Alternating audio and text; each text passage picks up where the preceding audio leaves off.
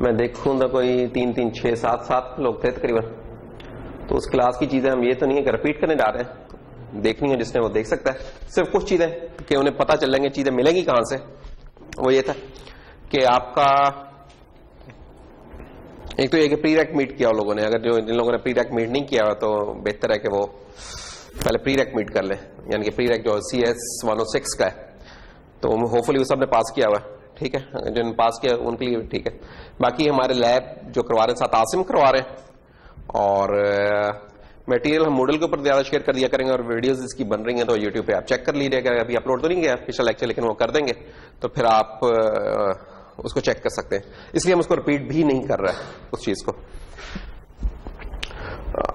Just मैं quick सा glance कर दूं ताकि आप लोग जरा मेन स्ट्रीम में आ रहे हैं कि हमारा कोर्स ऑब्जेक्टिव बेसिकली, कोर्स का नाम है डेटा स्ट्रक्चर्स एंड एल्गोरिदम्स।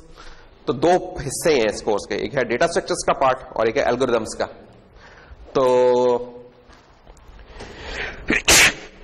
तो इसमें हमारे कोर्स के इस हिसाब से 2 पोर्शन भी हैं कि डेटा स्ट्रक्चर्स को हम कर रहे हैं और बाद में हम एल्गोरिदम्स को टच कर रहे होंगे।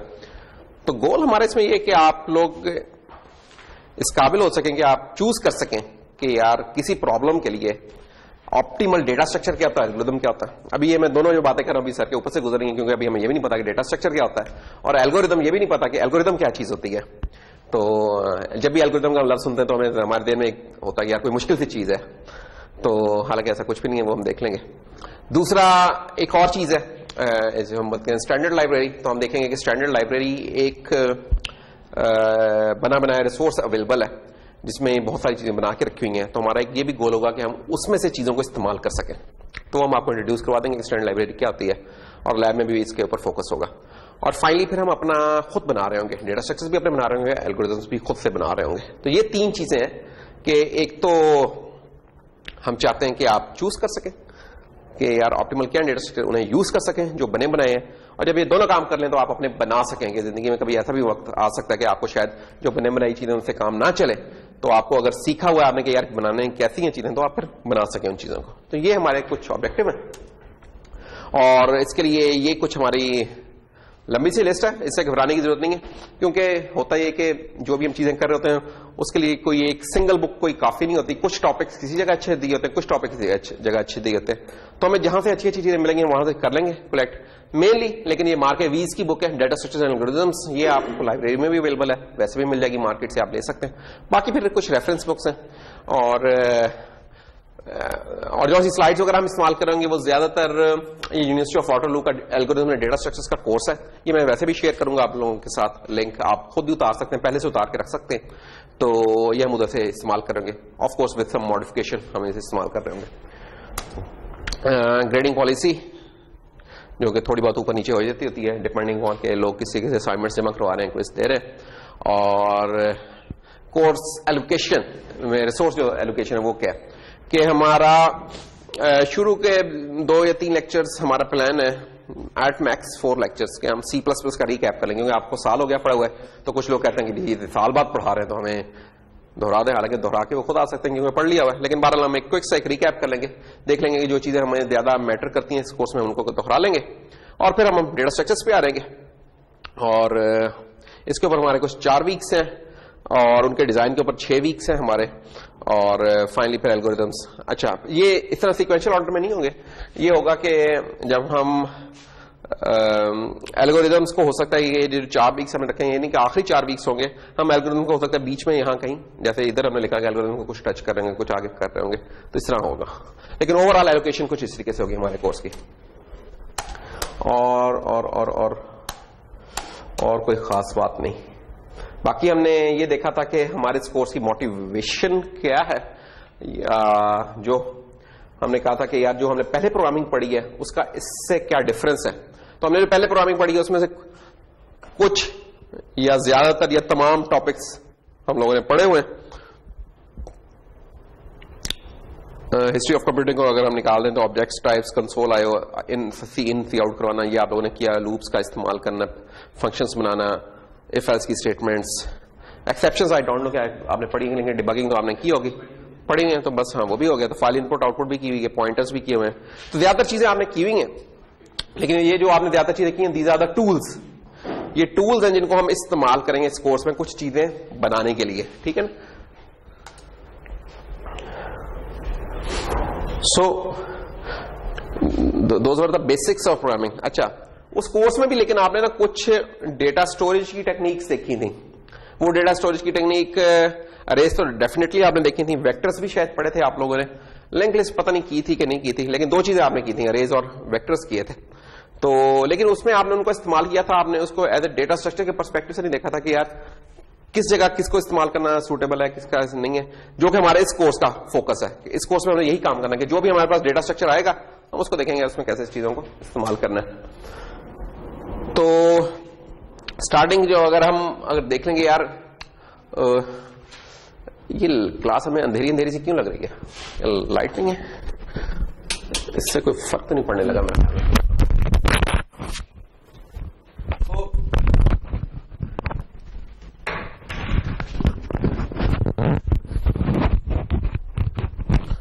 खैर इसमें सबसे पहले तो ये कि हम कुछ बेसिक टर्म्स क्लियर कर लें, जो कि नहीं तो रहेंगी कि हमारे कोर्स का नाम क्या है D, data structures and algorithms. ये हर दफा लिखना बड़ा मुश्किल सा लगता होता है, तो हम इसकी ज्यादा शॉर्ट टर्म यूज करते होते हैं, हम कहते हैं एल्गो। यार इसका एल्गो कैसा है, इसका एल्गो कैसा है, ये वाली हम टर्म यूज कर रहे होते हैं। और दूसरी चीज डेटा स्ट्रक्चर है। अभी डेटा स्ट्रक्चर क्या होता है, कोई आइडिया जो पिछली क्लास वालों से हटके क्या डेटा स्ट्रक्चर के टर्म कुछ लोग शायद पहले दफा सुन रहे होंगे, तो उनके ज़हन में क्या चीज आती है जब हम कहते हैं कि डेटा स्ट्रक्चर है। डेटा तो है ही है, उसमें लिखा हो ना कि डेटा है, और एक चीज का स्ट्रक्चर है। ये स्ट्रक्चर वो वाला नहीं है बाय द वे जो कि आपने स्ट्रक्ट करके पढ़ा हुआ है, अगर वो इस्तेमाल होगा, लेकिन इसका उससे कोई ताल्लुक नहीं है। अच्छे तरीके से रखना हाँ। स्ट्रक्चर इन ट्रू जिसे कह लेंगे आप इंग्लिश सेंस में आप इस्तेमाल करते हैं ना कि चीज को यार स्ट्रक्चर करना है, ठीक है, तरतीब ऑर्गेनाइज करना। तो basically this is something like data organisation है, कि डेटा को ऑर्गेनाइज कैसे कर रहे हैं हम। ये डेटा स्ट्रक्चर्स है ना बेसिकली, डेटा को आप ना कैसे अरेंज कर रहे हैं, कैसे रख रहे हैं मेमोरी में, कि आपके उस प्रॉब्लम में बड़ी यूजफुल वो चीज हो रहा है, बन जाएगा इस्तेमाल करना उसका। तो ये डेटा की ऑर्गेनाइजेशन है, ठीक है। और वंस डेटा ऑर्गेनाइज हो गया तो अब उसके ऊपर आपने कुछ काम करना होता है। वो जो काम करना होता है वो उसको आप कह सकते हैं क्रूड सेंस में उसके एल्गोरिथम्स है।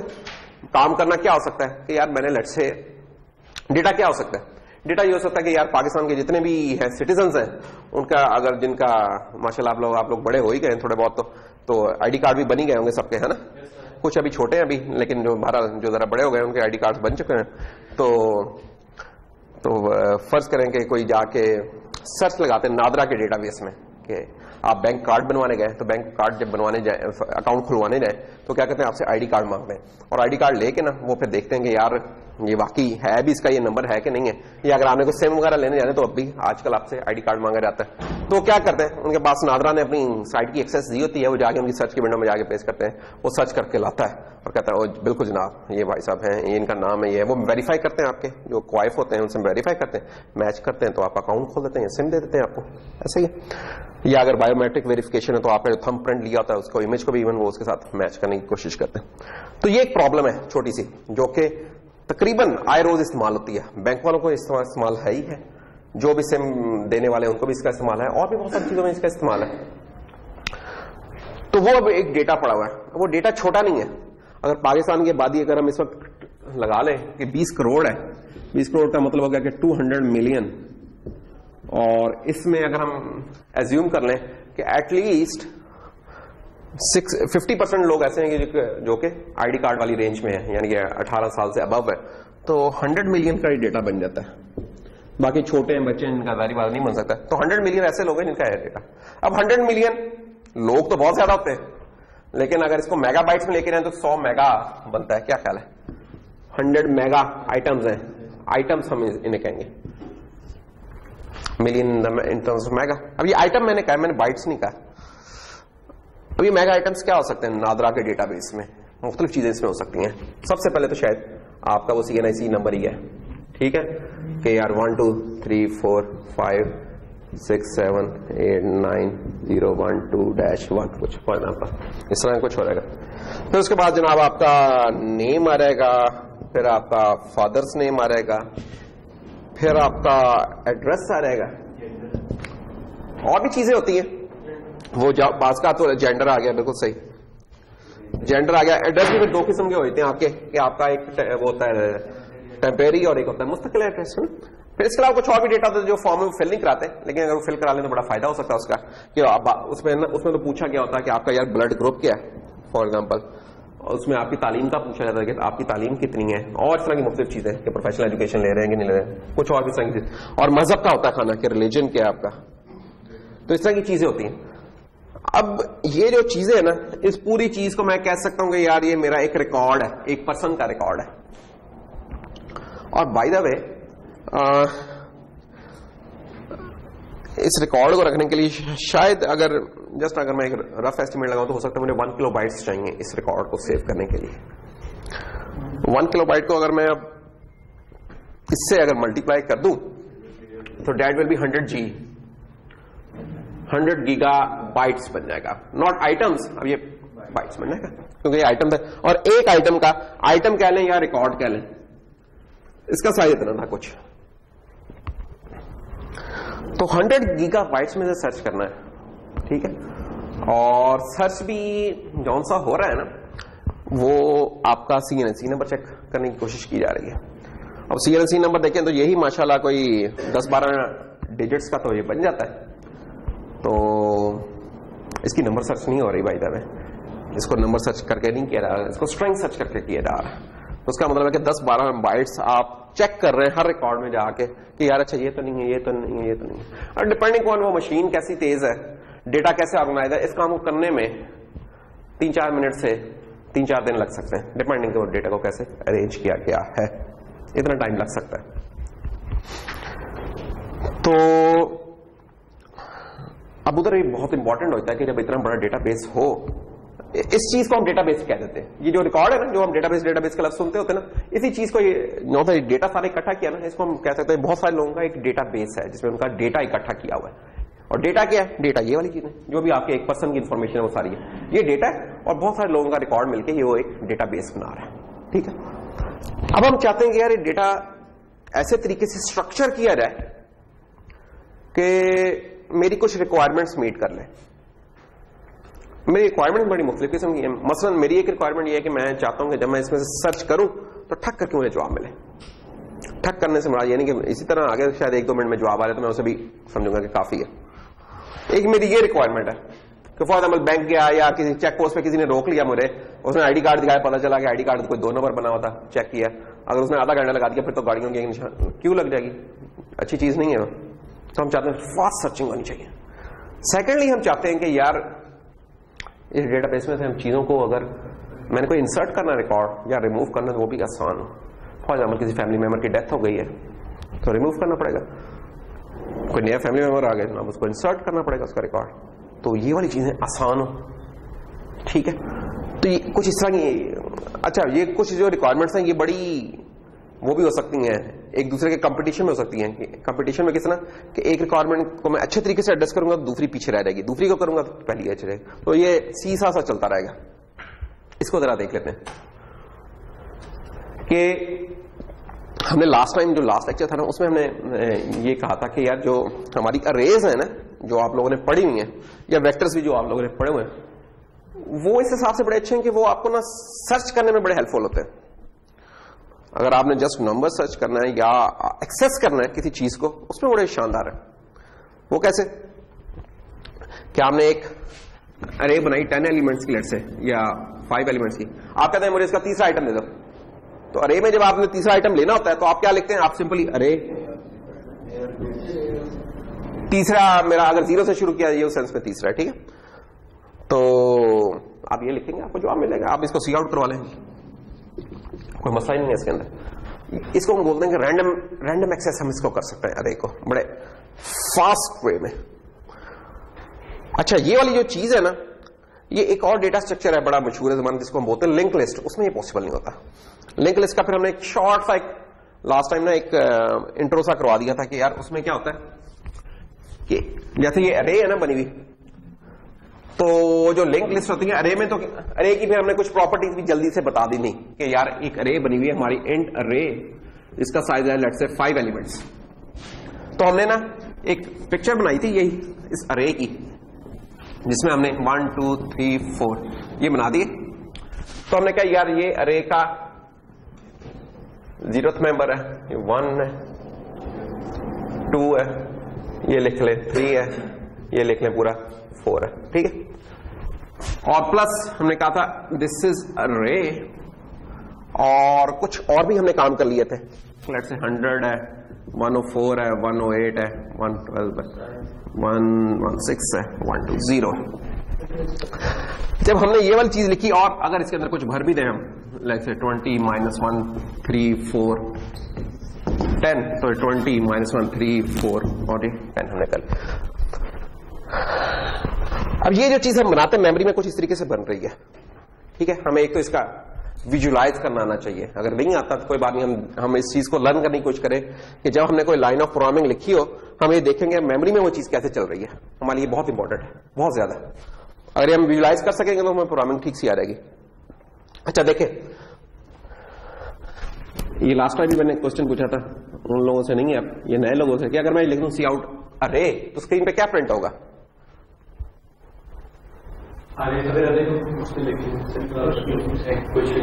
कुछ भी नहीं होगा। अच्छा ये ना प्रोग्रामिंग में या किसी और चीज में या लॉजिक डिजाइन में जब पढ़ते होते थे उधर कहते थे यार उस फ्लिप फ्लॉप में या उस जगह पे कुछ भी नहीं होगा, कुछ भी नहीं होने वाला कॉन्सेप्ट नहीं होता, कुछ ना कुछ होता जरूर है, हमें उसका पता ना हो तो एक और बात होती है। जब हमें किसी चीज का पता नहीं होता डेफिनेट एक उसके साथ, तो हम कहते हैं गार्बेज पड़ा होगा, लेकिन होता जरूर है 0 1 या कुछ और।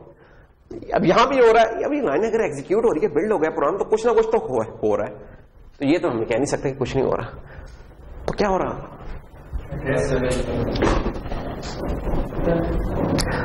क्या स्क्रीन पे क्या प्रिंट होगा? डेफिनेट आंसर चाहिए हमें। जैसे एमसीक्यूज होते हैं ना, तो उसमें कहते हैं अगर लिखा होगा यार ये लिखा और आगे एमसीक्यूज लिखेंगे यार 10 होगा 20 होगा 30 होगा, और आप कहेंगे यार एड्रेस होगा, तो जवाब ठीक नहीं माना जाएगा। आपसे पूछना यार मुझे एग्जैक्ट आंसर चाहिए, क्या what will the exact answer in this case? 100 होगा। 100 क्यों होगा? तो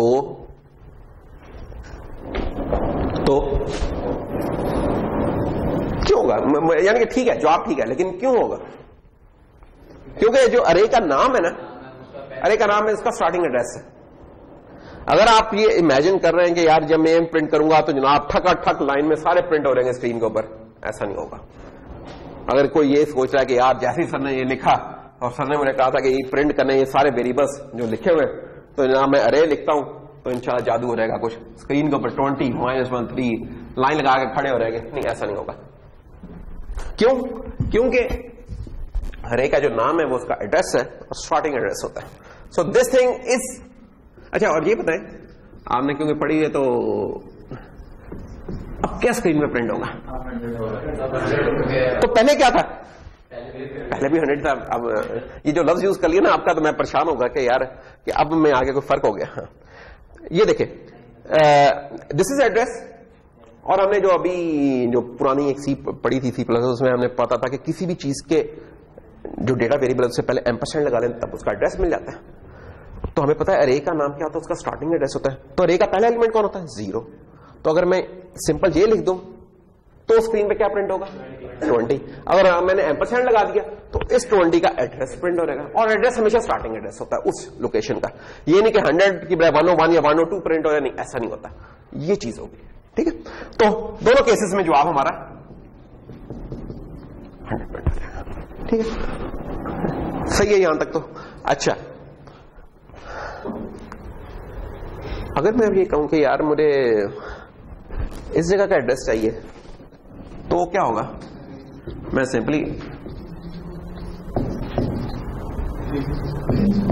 तो जनाब अब स्क्रीन के ऊपर प्रिंट हो जाएगा हमारा 112, ठीक है। इसमें तो किसी को कोई एतराज नहीं, सही है। तो इसमें बेसिकली एक अंडरलाइंग असम्पशन थी जो आप पढ़ते आ रहे हैं लेकिन आपने उसको कभी अप्रिशिएट नहीं किया।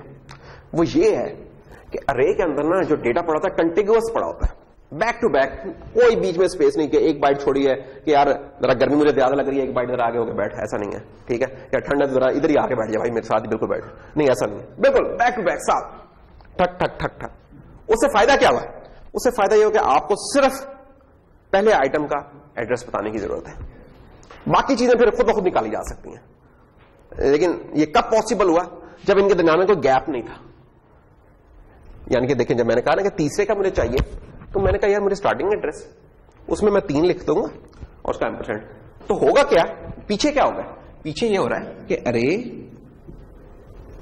ये एड्रेस तो था ही था, प्लस इसमें ये तीसरी लोकेशन के ऊपर जा रहा था 3 इंटू साइज ऑफ, अब ये टाइप, ये इंट हमें पता 4 बाइट्स का होता है, मैंने चले 4 लिख दिया, अभी साइज ऑफ को रहने देते हैं। तो मुझे पता जो भी अरे का है उसमें प्लस 12 पे जब चला जाऊंगा तो प्लस 12 किया 112 पे आ गया, तो ये वही चीज स्क्रीन पे। लेकिन ये कब सही कैलकुलेट हो सकता है? अगर बिल्कुल कंटिन्यूअसली ये आते जा रहे हैं, तो आप कहेंगे कि यार ये ऐसा ही होता है, और कौन सी चीजें होती हैं? वो ऐसे ही है कि अभी आपने वो चीजें पढ़ी नहीं कि जिनमें ऐसा हो सकता है कि बीच में गैप्स होंगे। तो अरे के केस में अभी सिर्फ टेक अवे पॉइंट ये है कि आप ये याद रखें, अरे का मुझे स्टार्टिंग एड्रेस चाहिए, और जनाब उसके बाद मैं बहुत कुछ कर सकता हूं और बहुत कुछ नहीं भी कर सकता, जो भी हम देखेंगे थोड़ी देर में। अच्छा, जो दूसरी चीज मैं बताने जा रहा हूं ना, जो इसका, जिसको पढ़ेंगे तो अरेज को हम डिटेल में पढ़ेंगे इंशाल्लाह, जब प्रॉपरली हम डेटा स्ट्रक्चर शुरू करेंगे। जस्ट ये था, एक इंट्रो था। एक और भी इसका दोस्त होता है जिसको हम बोलते हैं लिस्ट, या लिंक लिस्ट भी बोल देते हैं इसको, लिस्ट हम ज्यादा कहते हैं। लिंक लिस्ट में क्या होता है कि उसमें भी अगर मैंने 5 आइटम्स की लिस्ट बनानी है ना, तो लेट्स से एक लिस्ट है जो कि 5 एलिमेंट्स की है, उसमें थोड़ा सा डिफरेंट होता है काम। उसमें ये होता है कि एक हेड होता है, उसके पास एड्रेस होता है किसका? एक नोड हम कहते हैं, एक लफ्ज यूज करते हैं नोड। नोड क्या होती है? नोड में एक तो डेटा वैल्यू पड़ी होती है इसमें, और प्लस इसमें नेक्स्ट पॉइंटर पड़ा होता है, अगले का क्या एड्रेस है, तो वो शायद यहां कहीं पड़ा हुआ है। ये जो मैंने बना रहा हूं ना, गैप्स रख रहा हूं, ये मैं इंटेंशनली रख रहा हूं इनके अंदर गैप्स। तो ये एक और नोड आ गई, इसमें इसकी वैल्यू पड़ी होगी, और प्लस कोई नेक्स्ट पॉइंटर पड़ा होगा जो कि शायद यहां कहीं पड़ा हुआ है। फिर वैल्यू आ गई इसकी, और फिर इसका नेक्स्ट पॉइंटर आ गया। तो जनाब ये 3 एलिमेंट्स बन गए, तो 2 और बना लेते हैं, चलें जी, ये और एक इसके करीबी कहीं बना लेते हैं। तो ये नेक्स्ट पॉइंटर इधर उठ के चला गया, इसका नेक्स्ट पॉइंटर ये चला गया, और एक हम कह लेते हैं, चले अभी जस्ट इसको टेल में कह देता हूं, लेट से, ठीक है, ये चीज। अब ये पता नहीं क्या अजीबोगरीब से मैंने ड्राइंग बना ली है, इसको देख लेते हैं। मैं जिस तरह उधर डेटा स्टोर किया, लिस्ट भी एक अरे एक डेटा स्ट्रक्चर है बाय द वे, ठीक है। अरे को हम कह सकते हैं अरे इज अ डेटा स्ट्रक्चर, क्यों? उसमें हमने डेटा कुछ ऑर्गेनाइज करके रखा हुआ है, एक सीक्वेंस पर रखा हुआ। इस तरह एक और डेटा स्ट्रक्चर है लिंक लिस्ट का। अच्छा, लिंक लिस्ट में ये होता है कि लिंक लिस्ट में चीजें जो मेमोरी में अरेंजमेंट होती है, इनकी कंटिन्यूअस नहीं होती। कंटिन्यूअस से मुराद ये नहीं कि बैक टू बैक जुड़े, ऐसा कुछ नहीं है। उसमें पहला आइटम कौन सा है? अगर लेट से हमीद है, तो हमीद से नेक्स्ट आइटम हो सकता है ये हो, और इनके पास एड्रेस होगा कि अगला आइटम शायद वो पीछे जो बैठे वो, और उनके पास एड्रेस होगा कि उससे आगे शायद वो। तो पूरी क्लास में बिखरे हुए, ये नहीं कि साथ साथ बैठे हुए, स्कैटर्ड अराउंड द क्लास है। इधर भी ऐसा ही है। एक हेड है, हेड साहब का पता है, हेड को पता होगा कि पहला आइटम का पड़ा हुआ है।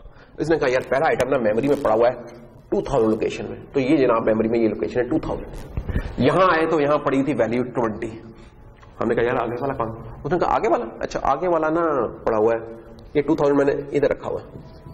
उसने कहा आगे वाला तो यार पड़ा हुआ है 2048 पे। अच्छा, ये 2048 है। इधर क्या पड़ा हुआ था? इधर -1 पड़ा हुआ था। हमने इससे पूछा भाई आगे वाला कौन सा है? इसने कहा हम बिल्कुल बताएं, ये 3000 पे पड़ा हुआ, वो इधर आ गया, ये लगे 3000 पे। और यहां अगली चीज पड़ी हुई 3, और नेक्स्ट पॉइंट इसने कहा कि यार ये जनाब पड़ा हुआ है। अच्छा, बिल्कुल अगली लोकेशन हो सकती है but it is not guaranteed. तो मैंने कहा बिल्कुल ये अगली एक लोकेशन है 3008 या लेट्स से 12। तो जनाब इधर पड़ा हुआ है हमारा 4, और इससे आगे वाले से पूछा तो इसने कहा कि यार हाँ एक चीज पड़ी हुई है हमारे पास 3048 के ऊपर, ये 3048 पे आ गया फाइनली। तो इधर पड़ा हुआ है 10 नंबर और ये फिर एक कोई टेल थी इसके साथ जुड़ गया। अब गौर करें इसमें, ये एक लिस्ट है, इसमें एक तो ये जो मैंने बिखरा दिया पूरे बोर्ड पे, एक तो ये शो करना था कि यार ये बैक टू बैक नहीं पड़े हुए, ये पूरी मेमोरी में स्कैटर्ड हो सकते हैं। एक बात ये, क्योंकि पूरी मेमोरी में स्कैटर्ड हो सकते हैं, इसका मतलब है कि इसका कोई आसान तरीका नहीं है कि मैं स्टार्टिंग एड्रेस बता दूं और उसे बाकियों में पहुंच जाऊं। इधर क्या था, स्टार्टिंग एड्रेस बता दी, बाकियों में मैं उनको ऑफसेट कैलकुलेट कर लेता था। तीसरे पे जाना है तो जो हर एलिमेंट का साइज था, इंट का मुझे साइज पता था कि 4 बाइट्स होता है, ठीक है ना, इसका साइज हमें पता था 4 बाइट्स होता है। तो हमें पता है अगर एक यूनिट 4 बाइट्स का है तो अगले पे जाना हो तो 4 बाइट्स आगे चल जाए, उससे अगले पे जाना हो तो 4 और बाइट्स आगे चल जाए, या तो एड करके चले या जस्ट मल्टीप्लाई करके कि यार चौथे आइटम पे जाना है तो 4 इंटू 4 16। ये पड़ा, यहां बड़ा आसान था कि मुझे स्टार्टिंग एड्रेस दे पहुंच जाएंगे। इधर ऐसी कोई कहानी नहीं है, आप स्टार्टिंग एड्रेस दे दें 2000 और कोशिश करके देख लें, आप कहीं और ही फिर रहेंगे, यहां कहीं मेमोरी में, यहां फिर रहेंगे, यहां फिर रहेंगे, आपका आइटम तो कहीं यहां पड़ा हुआ है। इसका मतलब लिंक लिस्ट में आपको हर आइटम का अलग से एड्रेस रखने की जरूरत है, इसलिए एक तो वैल्यू रखी हुई है ना, ये पॉइंटर्स हमने रखे हुए हैं, इन्हें पता होता कि इनसे आगे वाला कौन है।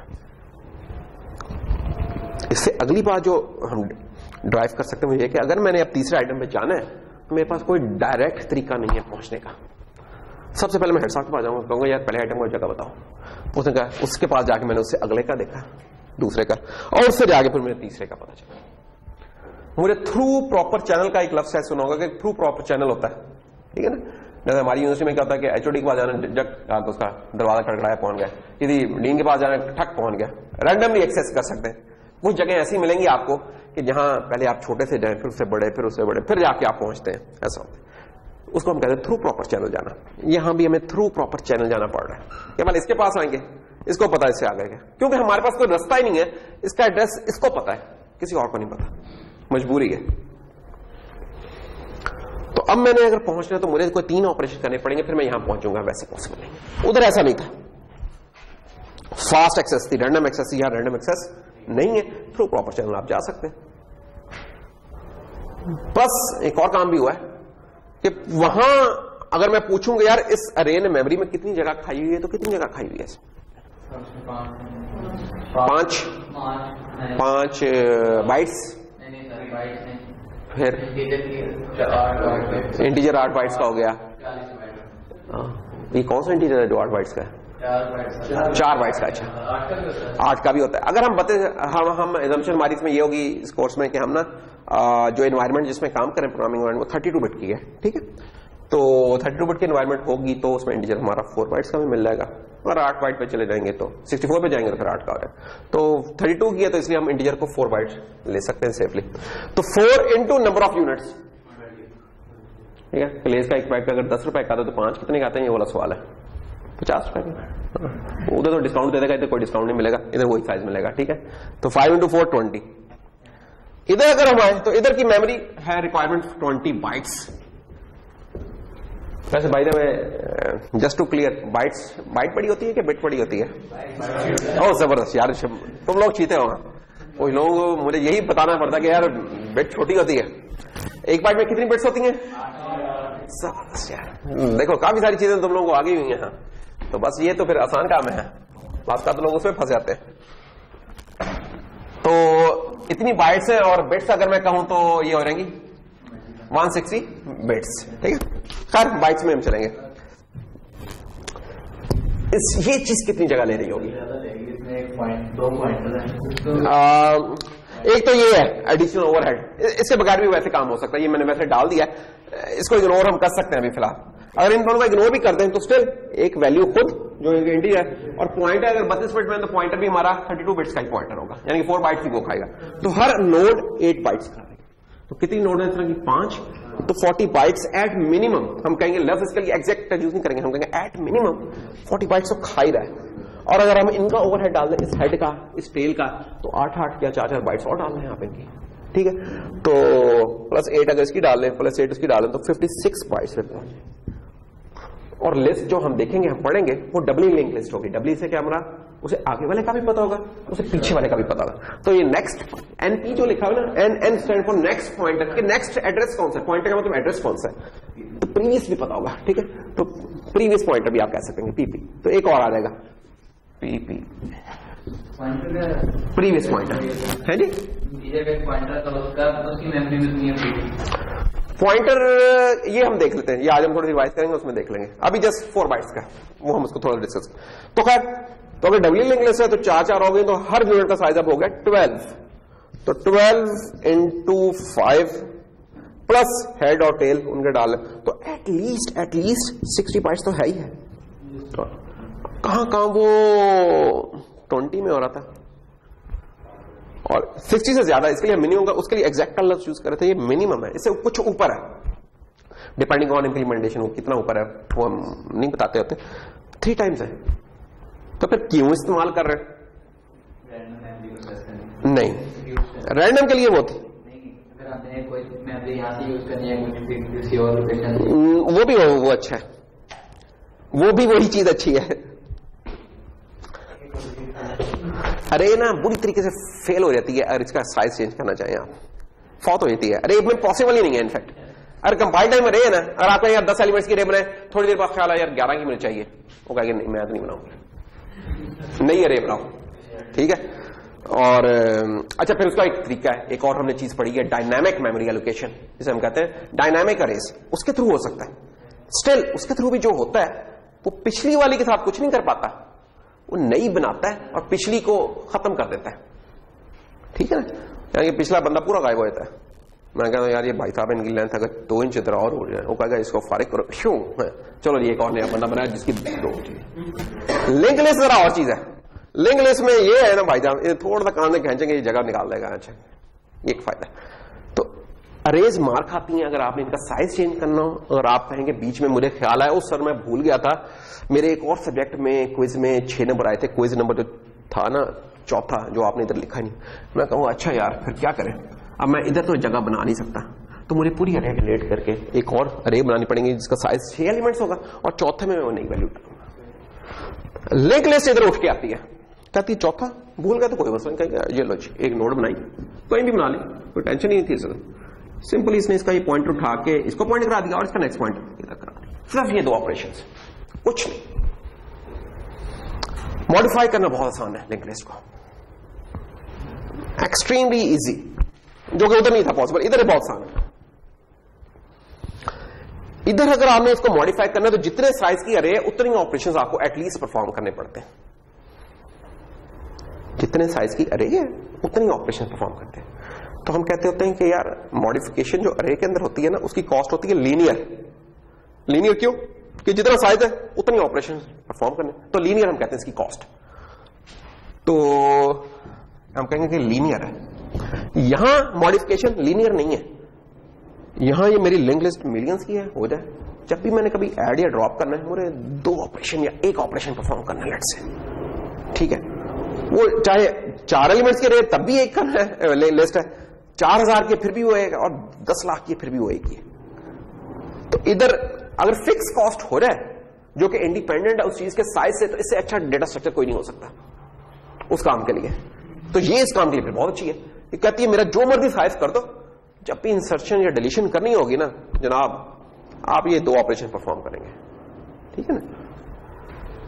2 बंदे लेके जाने, 2 रुपए किराया लग रहा है, 2 लाख बंदे लेके जाने फिर भी 2 रुपए, तो आप कहेंगे यार इससे अच्छी तो डील कोई नहीं है। लेकिन अगर लीनियर है, लीनियर उधर क्या था लीनियर कि अगर 2 बंदे लेके जा रहे हैं तो जी 2 रुपए किराया, 2 लाख लेके जा रहे हैं तो 2 लाख होगा। इधर ये मसला था, इधर ये मसला नहीं है। किस केस में? लेकिन इंसर्शन या डिलीशन में। लेकिन अगर सर्च करना है, कुछ आपने ढूंढना है या कहना है यार चौथे इंडेक्स पे चले जाओ, तो ये सिंगल ऑपरेशन कहता है। ये कहता है यार मेरा चाहे 10 साइज हो या 10 लाख हो या 10 गीगा हो, मुझे इंडेक्स बताओ, ये आंसर आएगा। इंडिपेंडेंट ऑफ लेंथ है उधर जो आपने एक्सेस करना है वो इंडिपेंडेंट ऑफ लेंथ है। यहां ये फॉलो होता है। अब जैसे जैसे लेंथ बढ़ी आएगी इसका मतलब उसे उतनी नोड से गुजरना पड़ेगा, और वर्स्ट केस में अगर वो आखिरी नोड हुई तो सब नोड्स में से गुजर के फिर उस जगह पे पहुंचेगा। ये मसला है इसका। तो ये वाले बेसिकली हमने ना इस कोर्स में ये मसले मसाइल देखने हैं। हम देखेंगे कोई भी डेटा स्ट्रक्चर परफेक्ट नहीं है, हर किसी के कुछ मसले हैं, मसाइल हैं। हम देखेंगे किस प्रॉब्लम में कौन सा डेटा स्ट्रक्चर अच्छा रहेगा, ये हमें एक एबिलिटी पैदा करनी है अपने अंदर, और फिर हमने जो बने बनाए उनमें से यूज करना है। और उसके बाद फिर हम सीखेंगे कि अच्छा अपना कोई बना ले जो जिनमें दोनों का कुछ मिक्स एंड मैच कर सके, तो क्या ही अच्छा हो जाए। ठीक, तो ये हमारा गोल है बेसिकली। तो ये एक जस्ट कह लेंगे प्रॉब्लम की थी इंट्रोडक्शन, जो हमने लास्ट में भी की थी। आज दोबारा एक और एग्जांपल लेके हमने कर ली। तो फिर हमने ये किया था कि इससे अब आपको थोड़ा सा आइडिया हो गया होगा कि यार चीज क्या करने क्या जा रहे हैं हम इस कोर्स में, कि हमारे मुख्तलिफ प्रॉब्लम्स हैं। अगर कुछ हमने एक्सेस करने तो उसके लिए कुछ और है, कुछ दूसरे काम करने इसके लिए कुछ और डेटा स्ट्रक्चर्स है। डेटा स्ट्रक्चर यानी कि हम उसको ऑर्गेनाइज डिफरेंट तरीके से करने। तो हमारे पास पैरामीटर्स होंगे जिनसे हमने देखना है कि ये ठीक है कि नहीं है उस काम के लिए। नंबर 1 उनकी स्पीड कितनी है, नंबर 2 मेमोरी कितनी खा रहे हैं। बास का तुम्हारे लिए स्पीड मैटर कर रही होगी, बास का तुम्हारे लिए मेमोरी मैटर कर रही होगी, बास का दोनों मैटर कर रहे होंगे। बेस्ट केस क्या होगा कि जिसमें स्पीड अच्छी से अच्छी हो रहा है, मेमोरी कम से कम हो रहा है, दैट्स द बेस्ट केस। और जो जितने काम हम सोच रहे हैं वो सारे that's the best data structure. हमने अपने अंदर ये एबिलिटी पैदा करनी है कि हम पहुंच सकें उस डेटा स्ट्रक्चर के लिए। ये प्रॉब्लम ये है, इसके लिए कौन सा डेटा स्ट्रक्चर अच्छा होगा। तो शुरू में हम बहुत सारी तरह प्रॉब्लम डिस्कस किया करेंगे और आपसे पूछा करेंगे कि यार आपके ख्याल में इस जगह कौन सा बेहतर रहेगा। जब आप इंशाल्लाह 3, 4, 10 ट्राइयां करेंगे, आपका खुद बहुत मेंटेलिटी डेवलप हो रहेगी कि यार इसका जगह पे तो सर ये वाला चीज लगानी चाहिए, आप गलत लगा रहे हैं। ठीक है, तो ये हमारा गोल है। तो इस तरीके से जो भी हमारे डेटा स्ट्रक्चर्स होंगे, काफी सारे डेटा स्ट्रक्चर हम पढ़ेंगे, 5, 6, 7, 8। हर डेटा स्ट्रक्चर के हमने कुछ ऑपरेशंस लिस्ट करके रखे होंगे कि यार फाइंड करना है तो इसकी कितनी कॉस्ट है, इंसर्ट करना कितनी कॉस्ट है, डिलीट करना कितनी कॉस्ट है, एक्सेस करना कितनी, और हम निकाला करेंगे हर डेटा स्ट्रक्चर की। वो एक हमारा टेबल बनता जाएगा, वो फिर आपके सामने हुआ करेगा, आप देख लिया करेंगे कि यार जिस जगह टिक आपको सबसे ज्यादा मिलते हैं, आप उस काम के लिए बोला टेबल डेटा स्ट्रक्चर यूज कर लिया करेंगे। तो ये हमने करना है इस पूरे गोल में, ये इस तरह की गेम खेलनी है बस।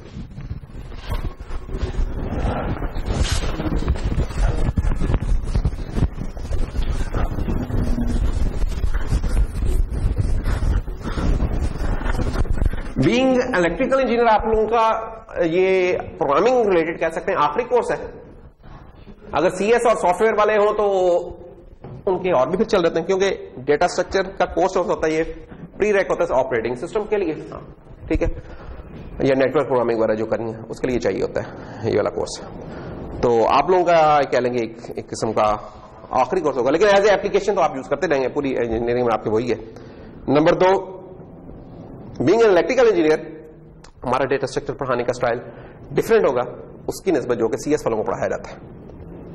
सीएस में जो डेटा स्ट्रक्चर्स मैटर करते हैं वो हमारे यहां हम उनका सोच भी नहीं सकते, क्योंकि हमने जिन सिस्टम्स पे काम करना है उसमें की कुछ लिमिटेशंस होती हैं। ठीक है, हमारा जो सबसे पॉपुलर होगा डेटा स्ट्रक्चर, अगर हम पीसी से हट के काम कर रहे हैं, मशीन्स पे काम कर रहे हैं, एफपीजीएस पे काम कर रहे हैं, डीएसपीज पे काम कर रहे हैं, ये वो टर्म्स हैं जो कुछ आपने सुनी है, कुछ सुनेंगे, या कंट्रोलर्स पे काम करें, तो सबसे पॉपुलर हमारा डेटा स्ट्रक्चर अरेज का हुआ करेगा, जो कि आप ऑलरेडी जानते हैं। ठीक है, वहां डायनामिक एलोकेशन आप सोच भी नहीं सकते, ये बहुत कॉस्टली होती है। हीप शीप का वहां सोच भी नहीं सकते, लिंक लिस्ट का सोच भी नहीं सकते वहां। सीएस वाले के लिए वो कोई मसला नहीं, तो उनके पीसी पे सर्वर्स पे चल रहे, वो रिसोर्सेज बहुत ज्यादा होते हैं। उधर अरे अच्छा स्ट्रक्चर नहीं था, क्योंकि अरे के कुछ मसले मसाइल होते हैं, हम उन मसले मसाइल के साथ रह लेते हैं, वो बेचारे नहीं रह सकते, तो वो होगा।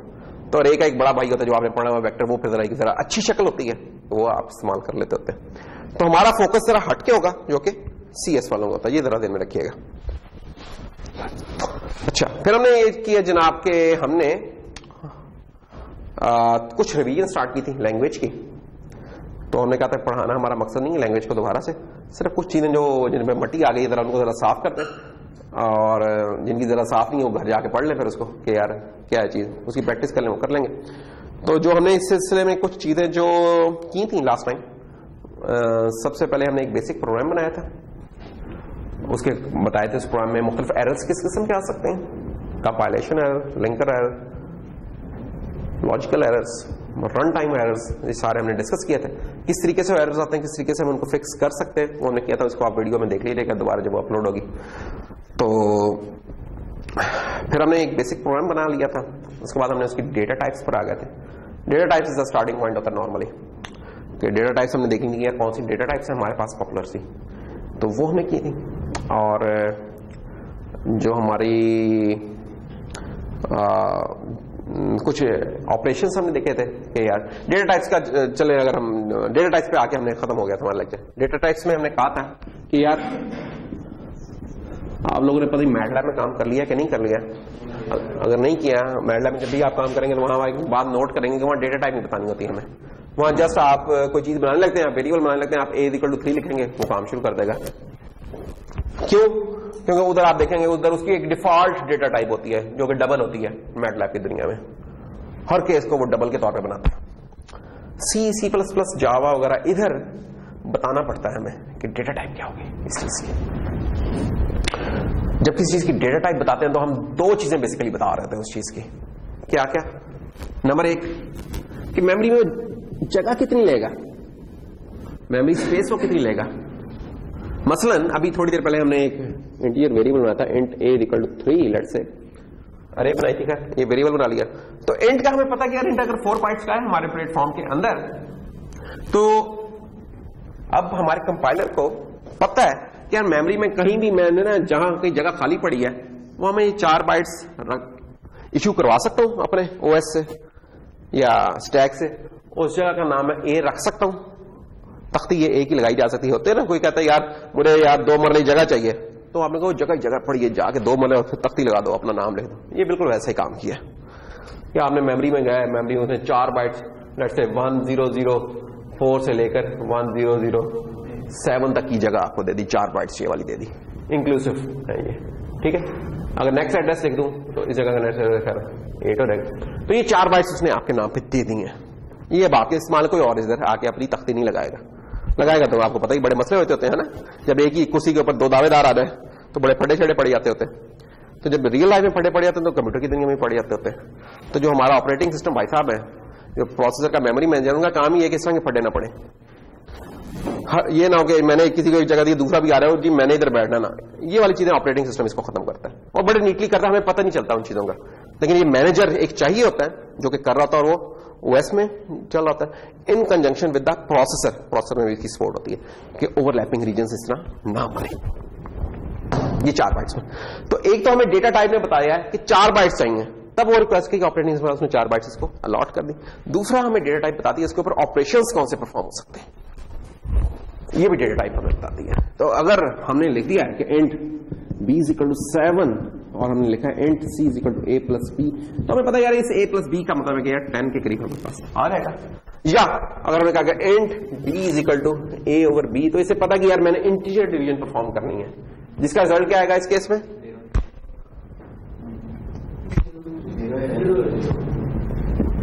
कुछ लोग खामोश हो, कह रहे हैं हम नहीं हिस्सा लेंगे इसमें। हाँ, पता नहीं हो सकता क्या जवाब हो। हाँ, तो फंसी ना है। हालांकि कोई मसला नहीं, ज्यादा से ज्यादा गलत रहेगा जवाब, हमारे कौन से इधर को पैसे काट लेने हमने। हाँ, 0 क्यों आएगा? अब ये देखो ना, बड़ी कॉमन सेंस के अगेंस्ट है। जो लोग सोच रहे हैं यार पता नहीं क्यों 0 कह रहे हैं, वो खोल के क्यों नहीं अपनी इस है एंड को फ्लोट कर ले। नहीं, वैसे मैं कह रहा हूं कि वैसे तो कॉमन सेंस के खिलाफ ही है ना कि यार 3/7 लिखा है तो इधर तो जवाब आना चाहिए 0.66 या पॉइंट क्या आना चाहिए 0.4 समथिंग करके कुछ आ जानी चाहिए, लेकिन नहीं आ रही। क्यों नहीं आ रही? क्योंकि ये भी इंटीजर है, ये भी इंटीजर है, तो डिवीजन कंपाइलर समझेगा यार इंटीजर्स पे काम करें तो इंटीजर ही रिजल्ट चाहिए, इनके पास कोई और जगह ही नहीं है। तो इसलिए 3/7 निकालने की कोशिश करेगा, लेकिन इसका जवाब जो भी होगा 1 से लेस होगा, क्योंकि इंटीजर है तो इंटीजर में होल नंबर हो सकते हैं आपके, तो बेचारा 0 कर देगा, फ्रैक्शन वाली चीज को गायब कर देगा। तो ऑफ कोर्स इसमें 0 आ रहेगा जवाब, ऐसा ही है। लेकिन अगर यही चीज डबल हो जाती, अब हमें पता है ना, तो इसका मतलब है कि कंपाइलर बेचारे को कोई तार नहीं है, उसने डेटा टाइप्स को देख के डिसाइड किया कि मैंने इंटीजर वाला डिवाइडर इस्तेमाल करना कि या फ्लोटिंग पॉइंट वाला। ये अलग होते हैं बाय द वे, सेम नहीं होते। एक और चीज भी हो सकती थी कि आपने स्ट्रिंग्स पढ़ी थी, उसमें स्ट्रिंग की लाइब्रेरी इस्तेमाल की थी। C++ के अंदर हमें पता है कि 2 किस्म की स्ट्रिंग्स होती हैं, एक होती है C स्ट्रिंग और एक होती है string library. C string is part of the language, इसके लिए कुछ इंक्लूड नहीं करना पड़ता। जब भी आपको कुछ इंक्लूड करना पड़ा ना, इसका मतलब आप स्टैंडर्ड उस लैंग्वेज की इंप्लीमेंटेशन से बाहर जा रहे हैं, कोई बाहर से कोई रिसोर्स चाहिए। C स्ट्रिंग के लिए कुछ बाहर से नहीं लाना पड़ता। क्यों? क्योंकि ये एक अरे होती है, इसको हम देख लेंगे डिटेल में बाद में। आपने स्ट्रिंग लाइब्रेरी इस्तेमाल की है, लेकिन इसके लिए आपको हैश इंक्लूड स्ट्रिंग करना पड़ता था यूजिंग स्टूडियो का जो भी था, और फिर आप लिखते थे कि यार अच्छा string first name is equal to let's say Ali, और string second name is equal to क्या कर दें, उसामा अली हुसैन।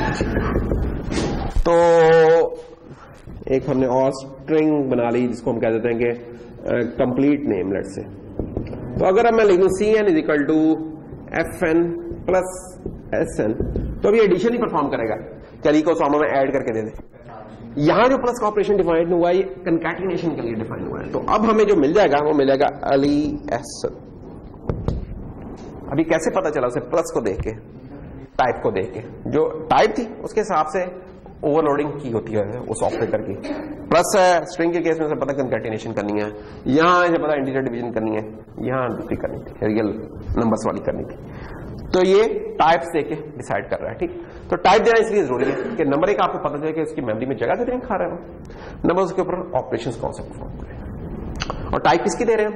एक वेरिएबल की दे रहे हैं। वेरिएबल क्या होता है? Variable is a named object in your memory, कि मेमोरी के अंदर कोई भी जगह जिसको आपने नाम दे दिया, दैट इज योर वेरिएबल। कह दिया था इसका नाम। फायदा क्या है इसको वेरिएबल बनाने का? आपको इसका एड्रेस नहीं याद रखना पड़ रहा, ठीक है ना। जैसे अब आप लोगों के नाम है, मुझे आपको आईडी से याद रखने की नहीं। अब अली उसामा था कोई, तो अली उसामा में से मैं अली उसामा कहूंगा, पता चलेगा। मुझे आईडी याद रखने की तुमने, ये ज्यादा आसान है मेरे लिए शायद डील करना इसमें। इस तरह ये ए लिख के काम करना मेरे लिए आसान है कि मैं कहूंगा यार ए में 2 ऐड कर दो, ये ज्यादा आसान है मेरा। मैं कहूँ कि यार ये 10,004 पे जाके उधर जो पड़ा है ना उसमें 2 ऐड कर दो, वैसे ही बंदा परेशान हो जाएगा, पता नहीं क्या है, लंबी सी कहानी। ये इस तरह आसान है, नेम्ड एक्सेस हमारे लिए होती है। तो ये टाइप्स थी हमारी, और टाइप्स हम किसी वेरिएबल की बता रहे होते हैं।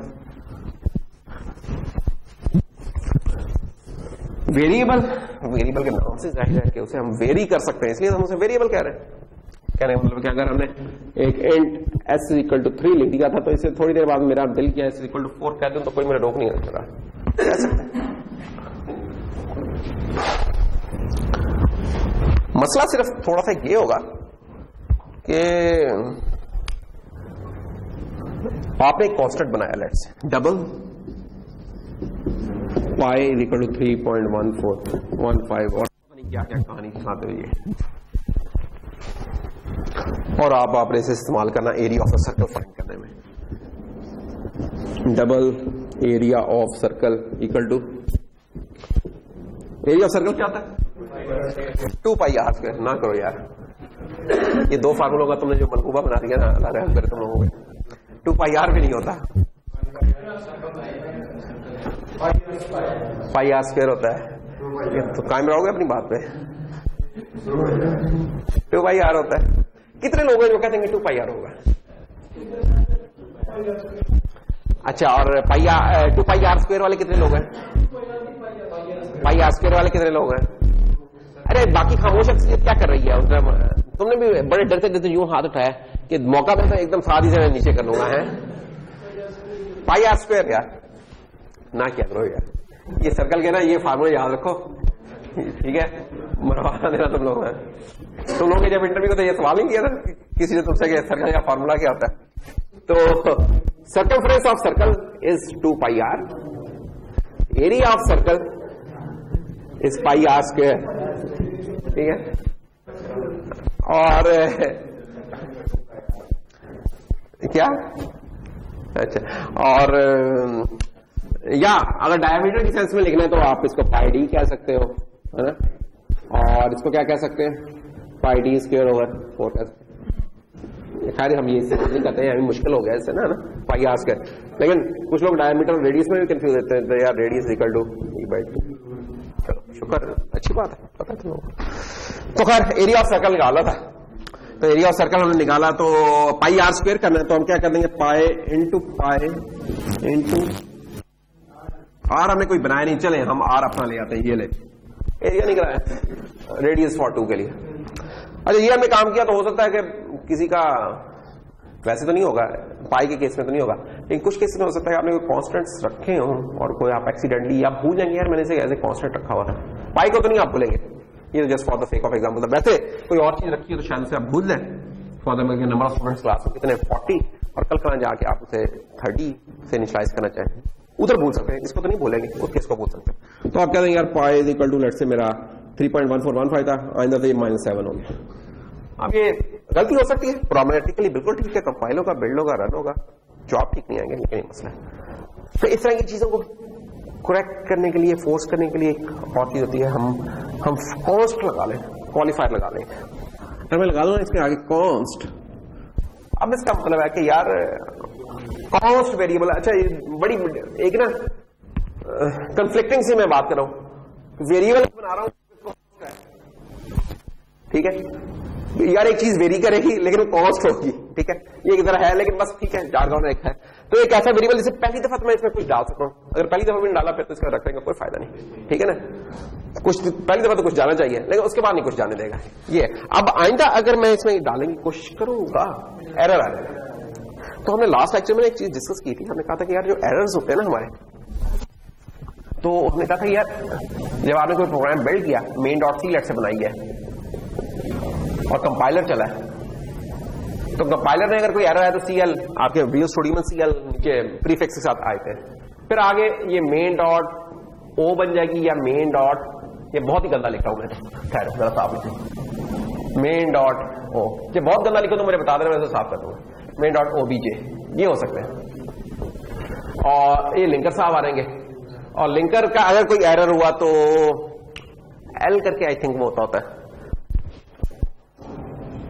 एलडी करके आई थिंक वो होता है, एलडी एरर या कुछ और, तो खैर वो देख लेना। और प्लस उसके बाद फिर फाइनली आपको क्या होता है कि लिंकर क्या इस कोड को कुछ और लाइब्रेरीज के साथ कंबाइन करके एक एक्सी बना देगा आपको, main.exe लेट से। खैर हमने ये किया कि यार जो आपके सिंटैक्स एरर्स होते हैं ना, या कोई चीज डिफाइन नहीं हुई आप उसे इस्तेमाल करें तो वो एरर कंपाइलर पकड़ लेता होता है। कि अगर मैंने फॉर एग्जांपल अगर यहां आर लिख देता तो कंपाइलर ने एरर देना कि भाई आर किधर है, जो भी चीज प्रोग्रामिंग में हमने यूज करी उससे पहले डिफाइन होना चाहिए। यहां वो खुद उसे डिफाइन करे कि लैंग्वेज ने उसे डिफाइन किया।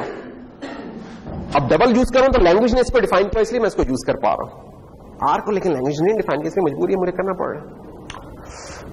तो ये एरर जो होंगे इस तरह के वो कंपाइल होगा, लिंकर साहब फंस जाएंगे कि आपने वादा किया कि यार ये एक वेरिएबल बनाया, इंशाल्लाह तुम्हें आगे जाके इसकी जरूर डेफिनेशन मिल जाएगी, लेकिन आपने नहीं दी, आपने उसका प्रोटोटाइप दे दिया, वो डेफिनेशन नहीं मिली, या कोई लाइब्रेरी की चीज यूज करने के उसका प्रोटोटाइप दे दिया, एक्चुअली उसका डेफिनेशन नहीं मिले। अब ये लिंकर आकर होगा कि जी आपने मुझे दी नहीं है, मैं तो एक्सी नहीं बना रहा, ठीक है वो लिंकर क्या एरर है। और जब ये चीजें चल जाती हैं तो फिर कुछ लॉजिकल एरर्स आ जाएंगे, लॉजिकल एरर होंगे कि प्रोग्राम की आउटपुट जो आप चाह रहे थे पाई आर स्क्वायर, आपको पता है यार मैथमेटिकली ये आती है लेकिन मुझे बाहर मिल रहा है कोई इस पाई आर स्क्वायर के केस में शायद मिल जाना चाहिए था, आर अगर मैंने 1 रखा हुआ था तो लेट से कोई 9-10 के करीब मिलना चाहिए, तो उधर जो आपको मुझे 100 मिल रहा है कुछ, तो मतलब कोई मैंने फार्मूला कोई मल्टीप्लाई कर लूंगा। और फिर एक होता है रन टाइम एरर के प्रोग्राम चल रहा होता है और कोई एक्सेप्शन जी आपने प्रोग्राम में ये काम गलत कर दिया, program is going to close down, restart करें, होता है ना बात कि फायरफॉक्स या क्रोम दोबारा रीस्टार्ट हो, कोई हो जाती है कोई रन टाइम देखने की कोई। हमारी कोशिश ये होती है, हमने ये कहा था कि हमारी कोशिश होती है कि ये जो एरर्स होते हैं ना इनको पीछे मूव कर,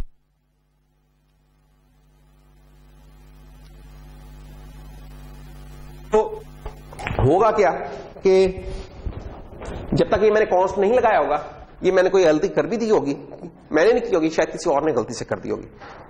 अभी तो छोटे प्रोजेक्ट्स होते हैं, आपका एक एक फाइल में काम हो रहा होता है, जब बड़े प्रोजेक्ट्स होते हैं तो मल्टीपल फाइल्स होती हैं, हंड्रेड्स ऑफ फाइल हो सकती हैं, और उसमें होता है मल्टीपल टीम मेंबर्स काम कर रहे हैं। तो हो सकता है कि आपने इस पाई को यूज कर लिया एज ए इसको कंट्रोल करने के लिए, और किसी और से आपने पाई को किसी और सेंस में यूज कर लिया, ठीक है। तो अब वो जब प्रोग्राम इकट्ठा होकर बिल्ड होगा, कंपाइल होगा, तो एरर आ रहेगा, ठीक है। तो ये चीज कैसे बची जा सकती थी, और अब आपको पता चलेगा कि यार हो क्यों रहा है, आपका जवाब भाई गलत आ रहा होगा, लेकिन अगर आपने एक छोटा सा ये लगा दिया होता, इस केस में कॉन्स्ट लगा दिया होता, तो जिस किसी ने भी इसको यूज करने लगना था ना, कंपाइलर ने उधर को कह देना था कि भाईजान इस लाइन के ऊपर जाके ये मसला है, ये जो आप कर रहे हैं ना, ये इसको किसी और ने कॉन्स्ट कहा हुआ है।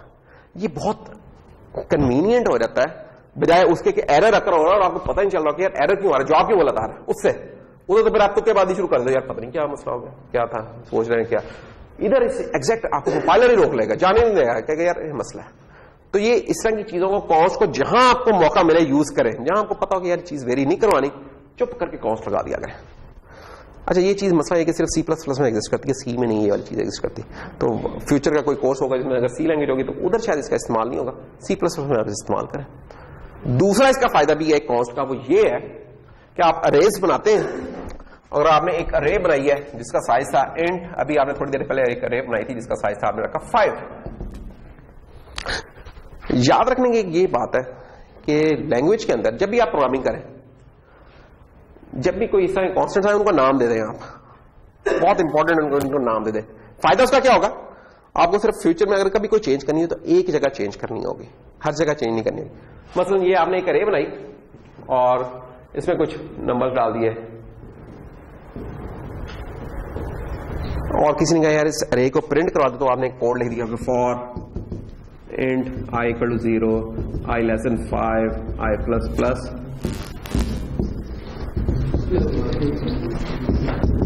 ये वाला काम कर दिया आपने। कल कोई कहता है यार मुझे 5 ही, मुझे 100 की चाहिए, अब क्या करेंगे आप, कहेंगे यार कोई मसला नहीं, आपने इधर भी 100 की लिख दिया, आपने इधर भी 100 लिख दिया। हो सकता है ये तो फौरन इमीडिएटली लूप्स फॉलो कर रही थी ना, तो आपको याद रह गया। ये लूप कोई नीचे प्रोग्राम में नीचे जाके 10-20 लाइनों के बाद आ गया तो शायद आपके जेहन में ना रहता कि क्या, फिर आपने यहां तो चेंज कर देनी थी, इसको 20 कर देना था, इसको शायद भूल जाते कि अब 20 करना।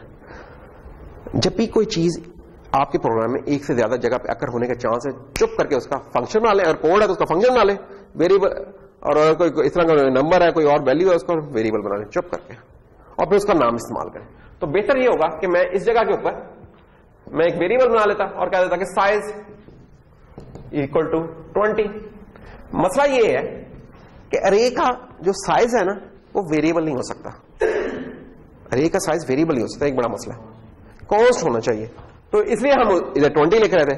तो उसका खैर तरीका क्या है, जो अभी हमने थोड़ी देर पहले कहा कि अगर मैं इसको कॉन्स्ट इंट साइज कर दूंगा, अब ठीक है, अब यहां भी साइज लिख दूंगा, मैं यहां भी साइज। अब जब भी कभी प्रोग्राम में कोई चेंज होगी, साइज होगा चाहिए, मैं इस वेरिएबल को चेंज कर दूंगा, बाकी अकॉर्डिंगली प्रोग्राम मेरा पूरा चल। तो ये आपने रखनी है। तो जहां आपको मौका मिले कॉन्स्ट कर दिया करें, जहां आपको लगे कि 2 लाइनें कोड की लिखी हैं और किसी और जगह जाके फिर वो 2 लाइनें लिखनी पड़ेंगी, चुप करके उसका फंक्शन बना लें, ज्यादा सोचिए फंक्शन बना लें उसका, नहीं तो बंदे के जेहन में नहीं रहता इस तरह की चीजें। अच्छा, तो डेटा टाइप्स हो गई, और फिर ये है कि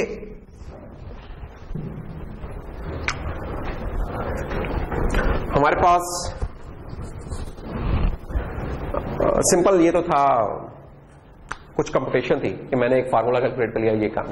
कंप्यूटिंग में पावर इससे नहीं आती कि आपने कुछ कैलकुलेट कर लिया, ठीक है, ये भी पावरफुल चीज है। कंप्यूटर में ज्यादा पावर उस वक्त आती है जब आप उस पर डिसीजन मेकिंग करते हैं कि अगर ये रिजल्ट आया तो ये वाला काम कर लो, अगर ये रिजल्ट आया तो ये काम कर लो। अगर टेम्परेचर 20 से नीचे जा रहा है तो एसी को रिवर्स मोड में चला दो, और अगर 30 से ऊपर जा रहा है तो एसी को कूल मोड में चला लो, और बीच में है तो कुछ भी ना करो, चिल करो, पंखा ही चला दो। अब एक छोटी सी एक बात है, लेकिन इसके पीछे एक पूरा सिस्टम इवॉल्व हो रहेगा। अब ये जो डिसीजन मेकिंग है, ये किससे आती है कि अगर ये हो तो ये हो रहा है, अगर ये हो तो ये हो रहा है, इफ एल्स। तो यही इफ एल्स हमारे प्रोग्रामिंग में एग्जिस्ट करता है। तो हम कहते हैं कि यार if a is greater than 3 तो कुछ हो जाए, एल्स कुछ ये हो जाए। अच्छा, इसमें मसला ये है कि क्या ये ठीक लिखा होगा वैसे कुछ, मैंने चले एक मिनट आपका दोस्त डाल दूं सी आउट। मैंने लास्ट क्लास में वैसे बताया था कि मुझे ना ये सी आउट सीन से बड़ी नफरत है, तो ये इसका कम से कम इस्तेमाल करना, अनलेस के कोई रिक्वायर्ड ना हो। अभी सिर्फ एग्जाम्पल के लिए कर लेना। तो चले हेलो और ये hello let's say int a is equal to 2, तो क्या प्रिंट होगा स्क्रीन पे? येलो। कुछ लोग बोले नहीं है तो वो पता नहीं सोच में पड़ गए कि शायद कोई बीच में कोई माइंड रखी हुई है, शायद फट ना जाए अगर हमने जवाब दे दिया, तो येलो ही होना चाहिए। अच्छा, अब क्या होगा? पहले ये बताना क्या ये ठीक है, और अगर ठीक है तो जवाब क्या होगा? क्या ये ठीक है?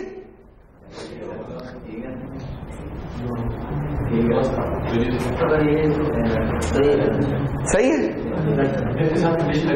कंडीशन तो लगनी चाहिए ना। कितने लोगों का ख्याल है कि ठीक नहीं है? जो वैसे ही जुबानी बता दें, हाथ ना खड़े करें, वैसे जुबानी बता दें कितने लोगों का ख्याल है। कुछ लोग हैं कि जो समझते हैं ठीक नहीं है। अच्छा चलो, क्या ये ठीक है? जी आप कुछ बोल रहे हैं, आप खामोश हो गए। ठीक है, ये वो मसला तो नहीं है इसके अंदर?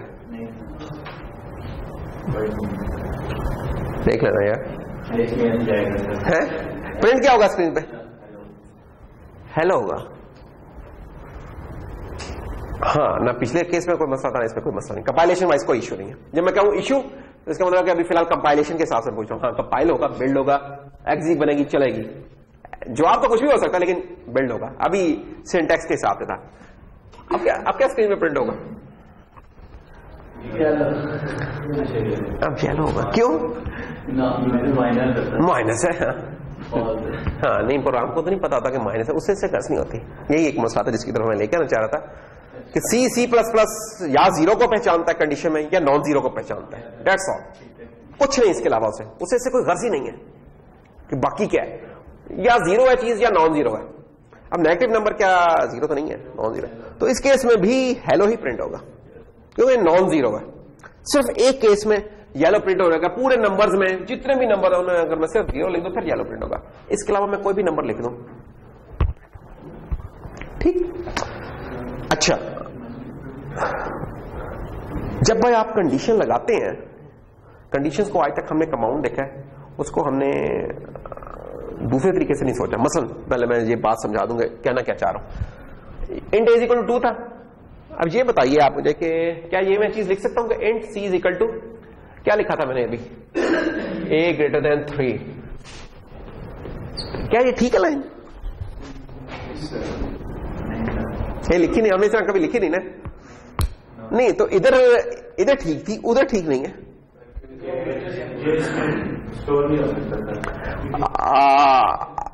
स्टोर क्या नहीं हो सकता?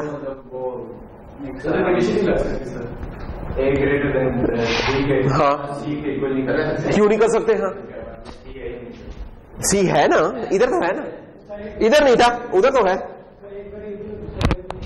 क्या क्या बात कर दी है तुमने? इससे पहले तो हमें तुमने बात ऐसी कर दी कि मैं ज़्यादा जज्बाती हो गया। यानी कि तुम कह रहे हो कि यार कि सी के अंदर मैं b+2 नहीं कर सकता, तुम तो ये बात कह रहे हो। इसके बाद तो हमारी प्रोग्रामिंग चलेगी नहीं। कर सकते हैं ना।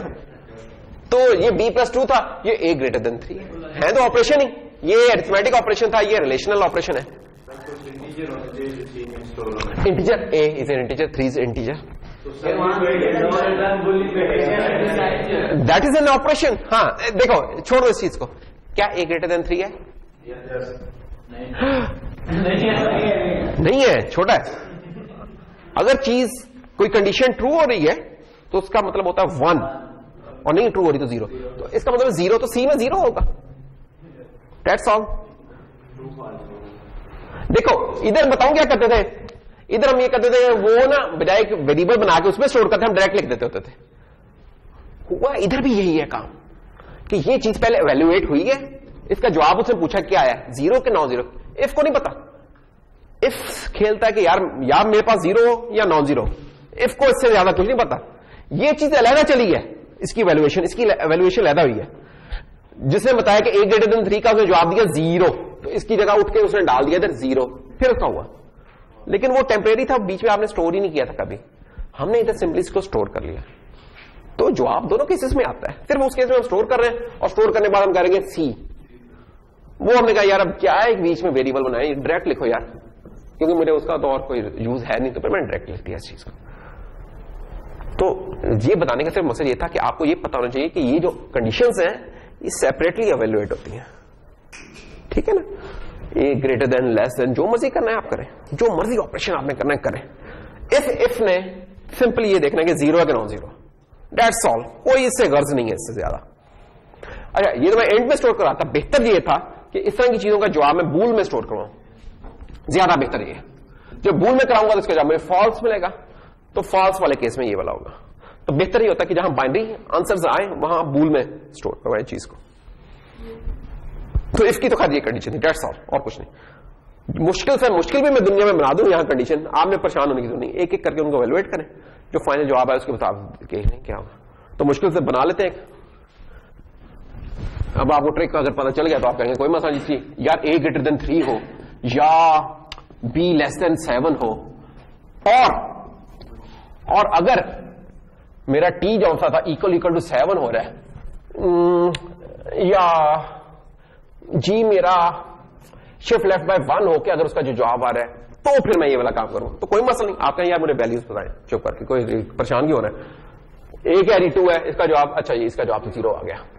अच्छा जी b क्या था जी, b किसने कह दिया जी 100 था, क्या b 100 है, इससे लेस है 0। क्या t इक्वल टू 7 है, t 7 ही था, इसका जवाब 1 आ गया। और g था हमारा 0 को शिफ्ट लेफ्ट में 1 भी कर लूं फिर भी 0 रहेगा। अब 1 और 0 एनी की कंडीशन है, और गेट पड़ा था ना, if any of the input is 1 output is 1 और ये इन सब का जवाब मिल गया 1। ओहो एंड आ गया भाईजान, कोई भी चीज 0 के साथ एंड हो गई, भाड़ में गया ये सब कुछ, ये 0 आ गया, शॉर्ट सर्किट होता है, ये 0, ये पूरा 0 और 0 तो 0 ही है। ये ले, अभी मुश्किल से मुश्किल भी बनाने की हमने कोशिश की, लेकिन फिर भी इतनी मुश्किल नहीं थी बेचारी, एक एक करके सारी हमने तोड़ ली, उनको जवाब जोड़ा है, तो फिर अब 0 है, अभी हमने काम कर लिया, ठीक है। तो इसमें कोई साइंस नहीं रही है। तो असल ये आपने देख रहे हैं कि यार वो नंबर से वैल्यूएट किस चीज पे होता है। बाकी मैं 2 लाइनों की और कंडीशनें बता दूं, जो कि एक अच्छी चीज नहीं है, बुरी बात होती है बहुत बड़ी कंडीशन बनाना। ज्यादा बड़ी कंडीशन हो तो उसको लेटर स्टेटमेंट में लिखना चाहिए, लेकिन जस्ट अगर हमने टीजर चलाना है तो ठीक है, कर सकते हैं ये वाला काम। अच्छा, तो ये इफ एल्स था। फिर एक स्विच वाले होते हैं काम, तो अगर हमें इफ एल्स आता तो स्विच स्टेटमेंट केस वाला जो है वो हम कर सकते हैं, वो बस उसका लिमिटेशन होता है। इफ एल्स ज्यादा जनरलाइज होते हैं, स्विच में कोड जरा खूबसूरत सा होता है, उसकी लिमिटेशन ये होती है कि वो सिर्फ इंटीजर्स के ऊपर स्विच कर सकता है, इंटीजर्स या कैरेक्टर्स के ऊपर, वो फ्लोट्स के ऊपर नहीं कर सकेगा, वो स्ट्रिंग्स पे नहीं कर सकेगा, जनरलाइज काम नहीं कर सकता, ठीक है ना। वो रेंजेस में नहीं प्ले कर सकता, उसे एग्जैक्ट कोई लोकेशन चाहिए जिसके ऊपर वो जंप कर सके, तो स्विच हमारा उधर चलता है। इसलिए मैं इफ एल्स के ऊपर भी खत्म कर रहा हूं। जहां हमें लेकिन मौका मिले तो वहां हमें इस्तेमाल कर लेना चाहिए स्विच की स्टेटमेंट।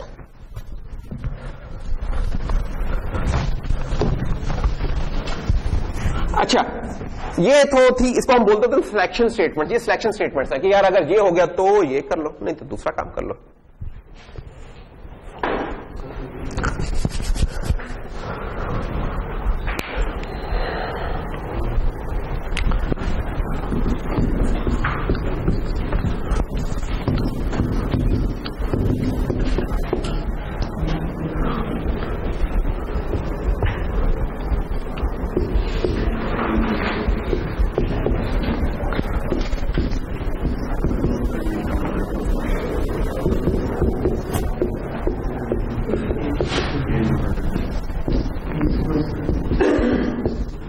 जाने पहचान से शायद नंबर लग रहे हैं, ग्रेड्स हमारे शायद इन्हीं पे होते हैं, है ना, A+84 पे T75 कुछ इस तरह।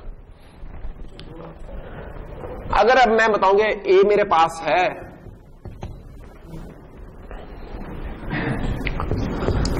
कितनी कंडीशंस टेस्ट होंगे, कौन कौन सी,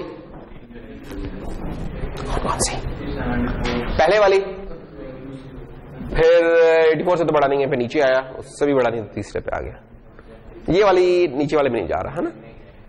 बिल्कुल, ये एल्स इफ का यही फायदा है। ये मैं दूसरे तरीके से भी कोड कर सकता था, ये कर देता।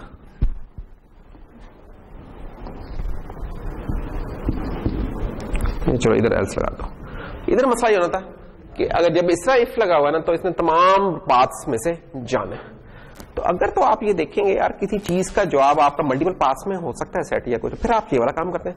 लेकिन अगर एक्सक्लूसिव है पाथ कि अगर अभी आपने देखा था कि इफ A ग्रेटर देन 3, तो A की वैल्यू मैं चेंज करने लगा हूं, 5 कर दिया। इफ A ग्रेटर देन 3 तो कुछ काम कर लो। वाइल की लूप जो सी होती है वो भी यही होती है, सिर्फ उसमें इफ को मिटा के हम एलओजी वाइल, फिर ये होता है कि उसके अंदर लूप के अंदर जिस कंडीशन को टेस्ट कर रहे हैं उसको मॉडिफाई भी कर रहे होते हैं ताकि वो कभी तो टर्मिनेट करे बेचारी। लूप कितनी दफा चलेगी बता सकते हैं? ये लूप कितनी दफा चलेगी? 2 दफा चलेगी। 5 आए। अच्छा, इसको चेक करने का तरीका होता है, ज्यादा ये नहीं कि ज़हन में एकदम बादल से आ रहे हैं, बंदा परेशान हो जाए, पता नहीं क्या होगा, चलो जी तुक्का लगाते हैं, 1 दफा 2 दफा नहीं, चुप करके इधर आओ। 5 है। 5 क्या ग्रेटर देन 3 है? ट्रू है, जो आप चल जाएगी, अंदर है, डिक्रीमेंट हुआ। तो उसके बाद क्या हुआ? क्या 4 ग्रेटर देन 3 है? जी बिल्कुल है। 3 है ग्रेटर देन 3? कुछ लोग इस पर वैसे कंफ्यूज होते हैं, जब वो 3 ग्रेटर देन 3 देखते हैं, कहते हैं यार पता नहीं क्या जवाब देना है। नहीं है यार, बड़ा ठीक है, बराबर तो है, बड़ा नहीं है। तो 2 दफा चलेगी, बिल्कुल सही है जी, ये लूप 2 दफा चलेगी।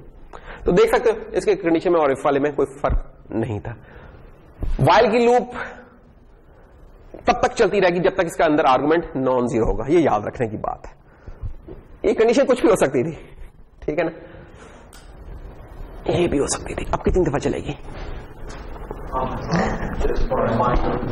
जब तक 0 पे नहीं पहुंचेगी।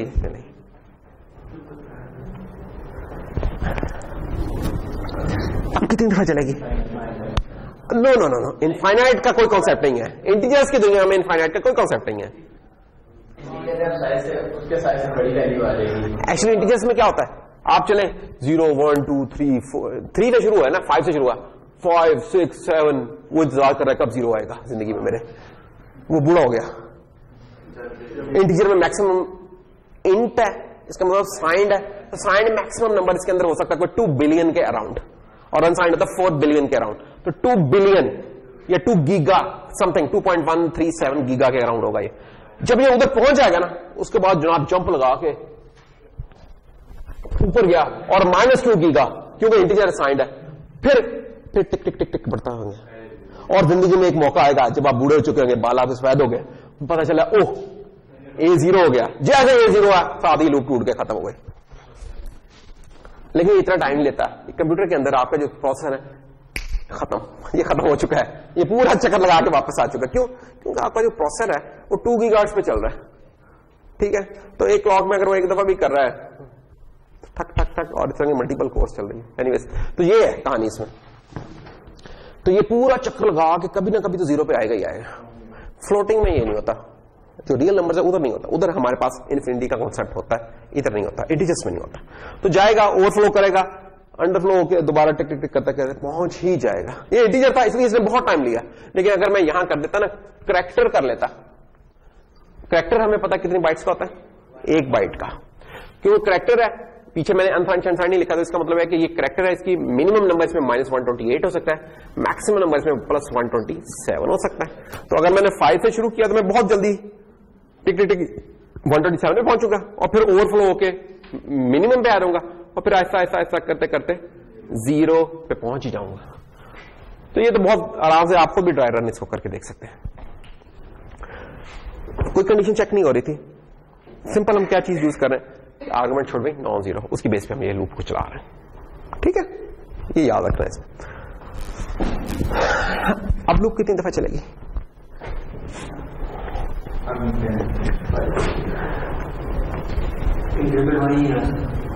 कुछ भी नहीं हो रहा, कुछ और काम हो रहे हैं अंदर, लेकिन एक को आगे कोई नहीं छू रहा। एक बड़ा खतरनाक है, कह रहा है करंट मारूंगा, खबर किसी ने छेड़ा हुआ है। अब ये लूप कितनी दफा चलेगी? क्या घूम रहा है उधर? सवाल तो ये है, अगर नहीं घूम रहा तो कौन से घुमाने लेके जाएगा? हमने तो नहीं घुमाने लेके रहना उसे, तो कुछ नहीं हो रहा, बस उधर ही है। 5 लिखा तो 5 ही रहना सारी उम्र, जब तक कोई इसे चेंज नहीं करेगा, कोई चेंज ही नहीं कर रहा। तो ये इनफाइनाइट है। Now this is the infinite loop, ठीक है। ये वाइल, ये ऐसी लूप है जो कि कभी एंड नहीं होगी, इनफाइनाइट लूप इसे हम बोलेंगे, ठीक है।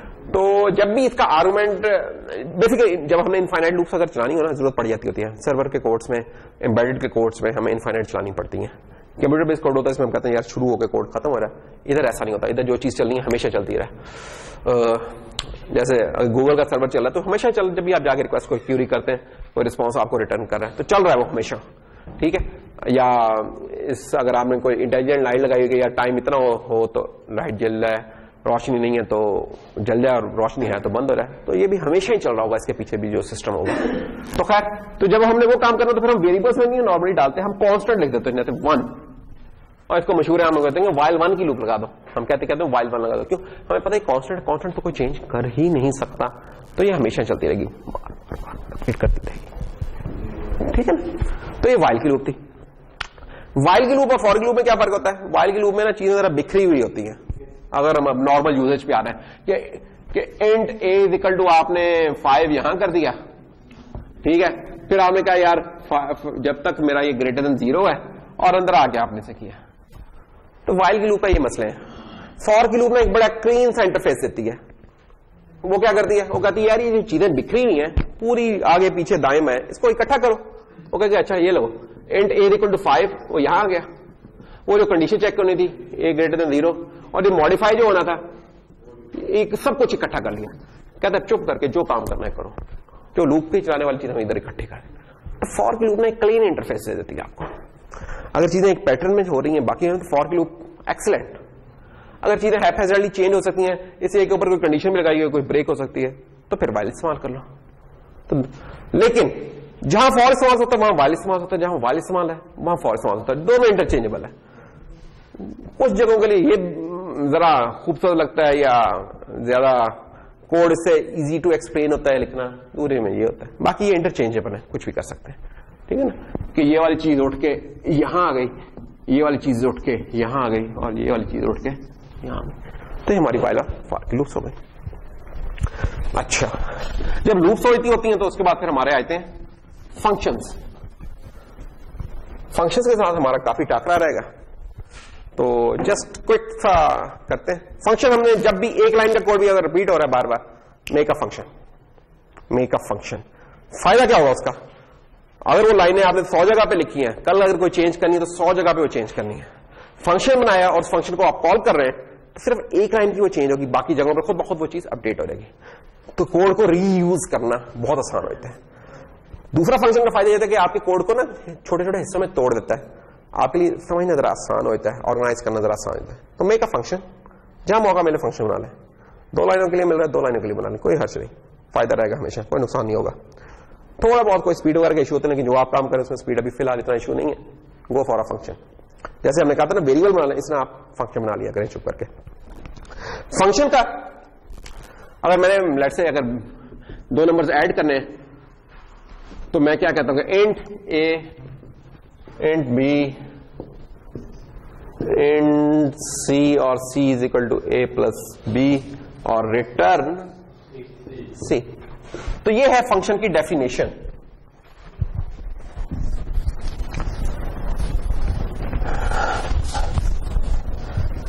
और जब भी मैं फंक्शन कहूंगा तो मैं चाहूंगा कि आप उसको डिफाइन करें और उसको कॉल करें। कॉल हम इसको किसी मेन फंक्शन के अंदर कर रहे होंगे। तो फॉर एग्जाम्पल आपके पास नंबर्स हैं int x equal to 3, int y is equal to 7, int z is equal to sum x comma y। ये नहीं, हमारे पूरा फंक्शन का एक फ्लो गुजर गया कि हमने एक फंक्शन बना लिया जो कि 2 नंबर्स को ऐड करके उसका जवाब रिटर्न कर रहा है। अगर हम इसके जस्ट एक डाइसेक्शन कर लें तो ये जो चीज पहले आती है सबसे पहले इसकी रिटर्न टाइप होती है, जो कि इस फंक्शन से रिटर्न करवा रहा होगा। फंक्शन का नाम रहेगा, इन चीजों को हम कहते हैं आर्गुमेंट्स फंक्शन के, ठीक है, या पैरामीटर्स। टाइप लिखी होगी और उसका नाम होगा, टाइप होगी उसका नाम होगा। ये बेसिकली वेरिएबल ही डिफाइन कर रहे हैं आप। इस पूरी लाइन को सिग्नेचर कहते होते हैं, ये फंक्शन का सिग्नेचर है। और अगर हमने प्रोटोटाइप इसका बनाना है तो मैं इस पूरी सिग्नेचर लाइन को उठा के कॉपी करूंगा और लेट्स से और सेमीकोलन लगा दूंगा। Now this is a prototype, this is prototype, this is definition, this is call, ठीक। तो ये हमें आनी चाहिए। फंक्शन शुरू में बनाते जरा अजीब सा लगता है, लेकिन ये आप 2, 3, 5 दफा बनाओगे ना आप यूज टू हो जाओगे। अगर किसी की प्रैक्टिस नहीं है तो कर ले इस चीज की प्रैक्टिस जाके।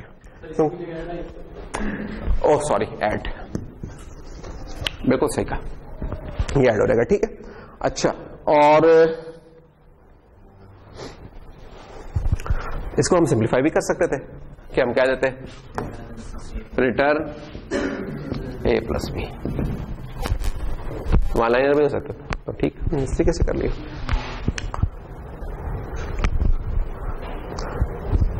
ये एक बेसिक फंक्शन का है जो कि हम इधर डिटेल में पढ़ा होगा। सिर्फ अभी जो हमने चीज ध्यान में रखनी है कि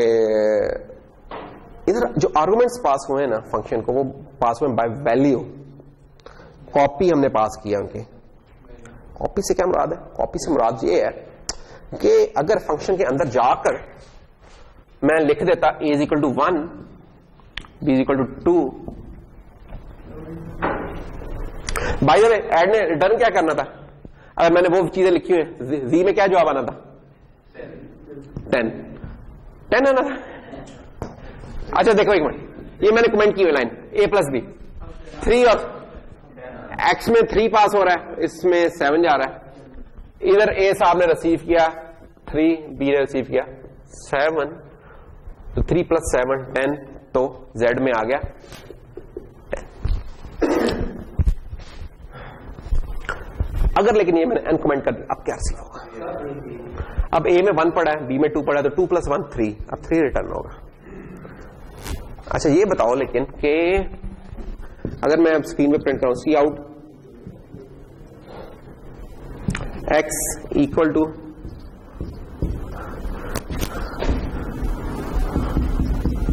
y इक्वल टू और z इक्वल टू, तो स्क्रीन पे अगर ये लाइन मैंने कमेंट्स की हुई है तो क्या प्रिंट होगा? तो 3 इसका, 7 इसका, 10 इसका।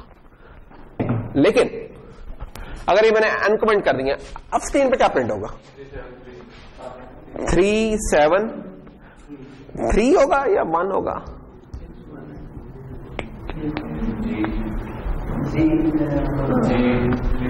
जी तो 3 आ गया,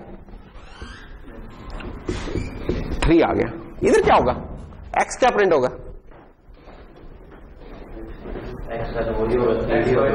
x 3 रहेगा और y 7 ही रहेगा।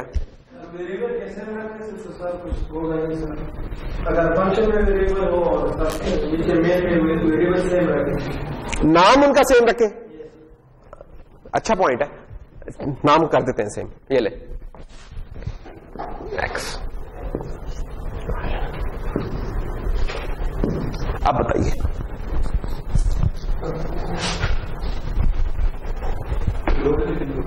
अब क्या होगा? 3 7 नहीं होगा।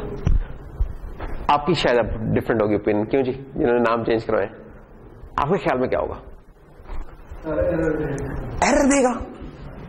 क्या एरर होगा? एरर क्या होगा? दो वेरिएबल सेम तो नहीं है, ये x है और ये y है।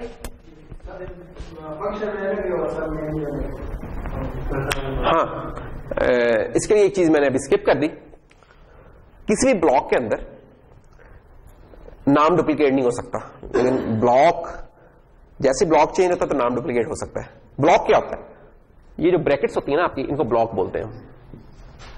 ये चाहे लूप की ब्लॉक हो या फंक्शन का ब्लॉक हो, उसमें डुप्लीकेट नहीं हो सकता। लेकिन जैसे इस ब्लॉक से हटके मैं इस वाले ब्लॉक में, इधर डुप्लीकेट हो सकता है। अब ये बिल्कुल अलग चीज है, वो अलग चीज है, इनका आपस में कोई ताल्लुक नहीं है, ठीक है? तो ये हो सकता है। शर्त क्या है? ये ब्लॉक्स। अगर मैंने इंट a बनाया इधर लेट से, तो अंदर आके मैं दोबारा इंट a बना सकता हूं। इसको वो अलग जानेगा, इसको अलग, लेकिन जैसे ही ब्रैकेट खत्म करूंगा अब एरर आ जाएगा, अब एरर आएगा, वैसे नहीं आएगा। चले खैर, इंपॉर्टेंट बात ये है, जवाब आप लोग सही दे रहे हैं, असल अंडरलाइन रीजन पता होना चाहिए कि जवाब क्यों ठीक है। जवाब ये है कि आपने लिखा x इक्वल टू 3, तो आपको ना ये बेसिक कुछ कॉन्सेप्ट क्लियर होना चाहिए। अगर ये क्लियर होगा तो डेटा स्ट्रक्चर्स में बड़ी हेल्पफुल रहेगी आपके लिए ये चीज। जैसे ही आपने वेरिएबल बनाया, हमने अभी थोड़ी देर पहले था कि यार वेरिएबल बनाना क्या होता है? नेम्ड ऑब्जेक्ट होता है मेमोरी में। जैसे ही आपने ये काम किया मेमोरी में ना, लेट से ये लोकेशन थी एक 0 हेक्स, नॉर्मली जो मेमोरी एड्रेसेस होते हैं ना, हम हेक्साडेसिमल में बता रहे होते हैं, जरा आसान रहता है बताना वाली। तो 0 हेक्स 1000 है, उधर हमने एक वेरिएबल बना लिया जनाब x, जिसमें पड़ा होता 3, और एक और, क्योंकि ये अरे नहीं है तो हो सकता है साफ साफ हो, और हो सकता है कुछ फासले में पड़े हो। लेट से जैसे ये y है, ये पड़ा हुआ है लेट से 1020 पे लेट से पड़ा हुआ है 7, ठीक है? साइज इनका 4 बाइट्स ही है, क्योंकि इनकी टाइप इंटीजर है, ठीक है? अच्छा हुआ क्या, ये जब हमने x इक्वल 3 बनाया, शपक मेमोरी में ये चीज बन गई, y इक्वल 7 बनाया, शपक मेमोरी में ये चीज बन गई। अब हमने ऐड के फंक्शन को ये दे दी। ऐड के फंक्शन ने क्या किया कि ये कौन सी चीज है ना, ये एग्जैक्टली वैसे नहीं गई। ऐड के फंक्शन पे चलते हैं। ऐड के फंक्शन पे आए तो यहां ये जो चीज आपको पैरामीटर्स का नजर आ रही है ना, पैरामीटर्स तो है ही है, ये इसने 2 in 1 काम किया। इसने लगे हाथों वेरिएबल्स भी बना दिए जो उस फंक्शन में यूज होने। तो यहां आके ये जो इंट एक्स लिखा, ये मेमोरी में एक लोकेशन बनी, इसका नाम था एक्स, और ये एक मेमोरी में लोकेशन बनी वाई जो कि लेट से 3000 पे थी, और इसमें कुछ। अब इनमें आया क्या, जब हमने ये, अब इस एक्स का और वाई का आप देख सकते हैं, इस एक्स और वाई से कोई ताल्लुक नहीं है। ये ऐसे ही है कि इस कमरे में भी जैद और हामिद बैठे हैं, दूसरे कमरे में जैद और हामिद बैठे हैं, उनका आपस में कोई ताल्लुक नहीं है। ये ऐसी चीज है, कोई ताल्लुक नहीं। नाम आप सेम, नाम क्यों सेम रख लिए, क्योंकि हम डिफरेंट कॉन्टेक्स्ट में बैठे, डिफरेंट ब्लॉक में बैठे, नाम सेम रख सकते हैं। नाम इसलिए पहले मैंने ए बी लिखे थे, लेकिन एक्स वाई मैंने अब इसलिए किया ताकि आपको ये कॉन्सेप्ट क्लियर रहे कि नाम से इसका कोई ताल्लुक नहीं है, जीरो रिलेशन, बिल्कुल भी कोई ताल्लुक नहीं है, पता भी नहीं हो सके नाम के।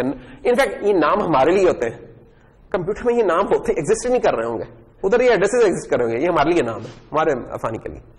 होगा क्या, जब आपने लिखा है ना एक्स और वाई, तो एक्स और वाई की जो वैल्यूज है उनकी कॉपी बनाई, जैसे कोई फोटोस्टैट मशीन लगी है, उसने उसकी कॉपी बनाई और कॉपी करके इस जगह पे कॉपी कर दिया कि 3 इधर कॉपी कर दिया, 7 इधर कॉपी कर दिया। अब आपने जब आपके लिखा x = 1, तो कौन सी चीज चेंज हुई, ओरिजिनल नहीं, ये चीज चेंज हुई। y = ये चेंज, कॉपी इसमें चेंज हो रही, क्योंकि ये कॉपी इसे नजर आ रही है, उसे तो पीछे का नहीं पता, तो इसने इनको ऐड किया, इनको ऐड किया और जवाब बाहर फेंक दिया। जब हम बाहर आए तो हमें यहां आके हमने देखा इधर तो 3 था, 7 था, काम चल रहा, दुनिया वैसी की वैसी है, अंदर चेंज हुई थी कोई दुनिया, बाहर वैसे की वैसी है। तो ये 3 और 7, लेकिन जवाब क्योंकि उनकी वैल्यूज पे कैलकुलेटर, तो जवाब चेंज आया, 3 आया, ये काम हुआ। इसको कहते हैं पास बाय वैल्यू, वैल्यूज पास किया हमने। इसका फिर एक बिग ब्रदर होता है जिसे कहते हैं पास बाय रेफरेंस। हम चाहते हैं कि जो ओरिजिनल चीज है उसमें चेंज करना है, फिर हमें पास बाय रेफरेंस करना पड़ेगा। चेंज क्या होगी, मामूली सी चेंज, लेकिन बड़ी खतरनाक, एम्परसेंड, ये एम्परसेंड लगा देंगे।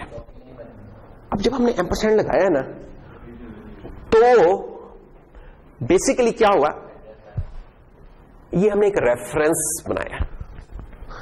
रेफरेंस बनाने का मतलब क्या है कि अब हमने कोई नई कोई जगह नहीं बनाई है, हमने जो एक चीज ऑलरेडी एग्जिस्ट कर रही थी उसको एक और नाम दे दिया, एलियाजिंग इसको कहते हैं, एलियाज करना, निक नेम देना किसी को। जैसे है ना कोई बैठा हुआ है तो हमने कोई निक नेम भी रख दिया, तो घर वाले से किसी और से पुकारेंगे, आप किसी और नाम से पुकारेंगे, लेकिन बंदा एक ही है। जब हमने एम्परसेंड लगा दिया तो अब हुआ क्या है, कुछ नहीं है ये चीज। ये जो एक्स है ये बेसिकली ये इसको रेफर कर रहा है, ये जो वाई है ये बेसिकली इसको ही रेफर कर रहा है। There is no copy, copy कोई नहीं बनी, ओरिजिनल्स रेफर हो रहे हैं। ओरिजिनल्स रेफर हो रहे हैं तो फिर हुआ क्या उससे, अब अगर आप करोगे ना x = 1, ये ओरिजिनल चेंज हो रहा है क्योंकि अब ओरिजिनल रेफर्स हो रहे हैं। जब आप y = 2 करोगे ये होगा। अब जवाब क्या आएगा, 2 + 1 3 जाएगा, और बाहर जाके, लेकिन क्योंकि ओरिजिनल चेंज हो चुके हैं और ये ओरिजिनल सेम वाले थे, अब यहां भी 1 और 2 हो जाएगा। That is passing by reference and that was passing by value. तो रेफरेंस क्या होता है, रेफरेंस को मसला ये होता है, रेफरेंस को नॉर्मली पढ़ते हैं फंक्शन पासिंग से, रेफरेंस वैसे भी एग्जिस्ट कर सकते हैं। आपने एक वेरिएबल बनाया इंट a = 3, तो आपको दुनिया की कोई ताकत नहीं रोक रही कि आप कहें कि इंट रेफरेंस a = 3 ही है, ये आप कर सकते हो। सॉरी ए, अब होगा क्या, ये वेरिएबल a, अब मैं अगर लिखूंगा a++ तो क्या होगा, तो a में क्या पड़ा हुआ है 3, जब मैंने प्लस किया तो क्या हो जाएगा, ये 4 हो जाएगा।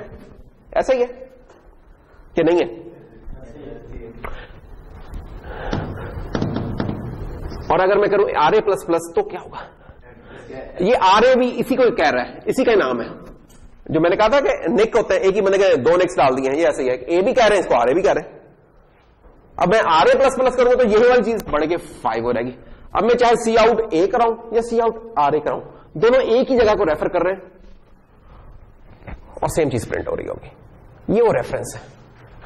तो फंक्शंस में हमने बेसिकली ये जो अभी पासिंग बाय रेफरेंस किया, ये बेसिकली ये इसी तरह का रेफरेंस इस्तेमाल किया है, लेकिन हमने नॉर्मली क्या किया होता है, हम नॉर्मल प्रोग्राम में इस तरीके से रेफरेंस इस्तेमाल नहीं किए होते, बात का इनकी भी जरूरत पड़ जाती होती है, लेकिन इन रेफरेंसेस का फायदा सबसे ज्यादा होता है जब फंक्शंस में हम डालते हैं ना, तब हमें बहुत इसका फायदा उठ के नजर आता है। तो ये पास बाय रेफरेंस होती है, इसका ठीक ठाक इस्तेमाल होगा हमारा इस कोर्स में। फंक्शंस का तो इस्तेमाल होना है कि जो भी चीज हम बनाएंगे वो फंक्शंस हुआ करेंगे, और ऐसा पास बाय रेफरेंस। तो आज हम इसके ऊपर रोकते हैं, ठीक है, और अगली क्लास में हम जो रिवाइज कर लेंगे पॉइंटर्स को कर लेंगे और क्लासेस को कर लेंगे। तो देखते हैं 1 या 2 लेक्चर और लगा के इनको फिनिश करने की कोशिश करते हैं, ठीक है।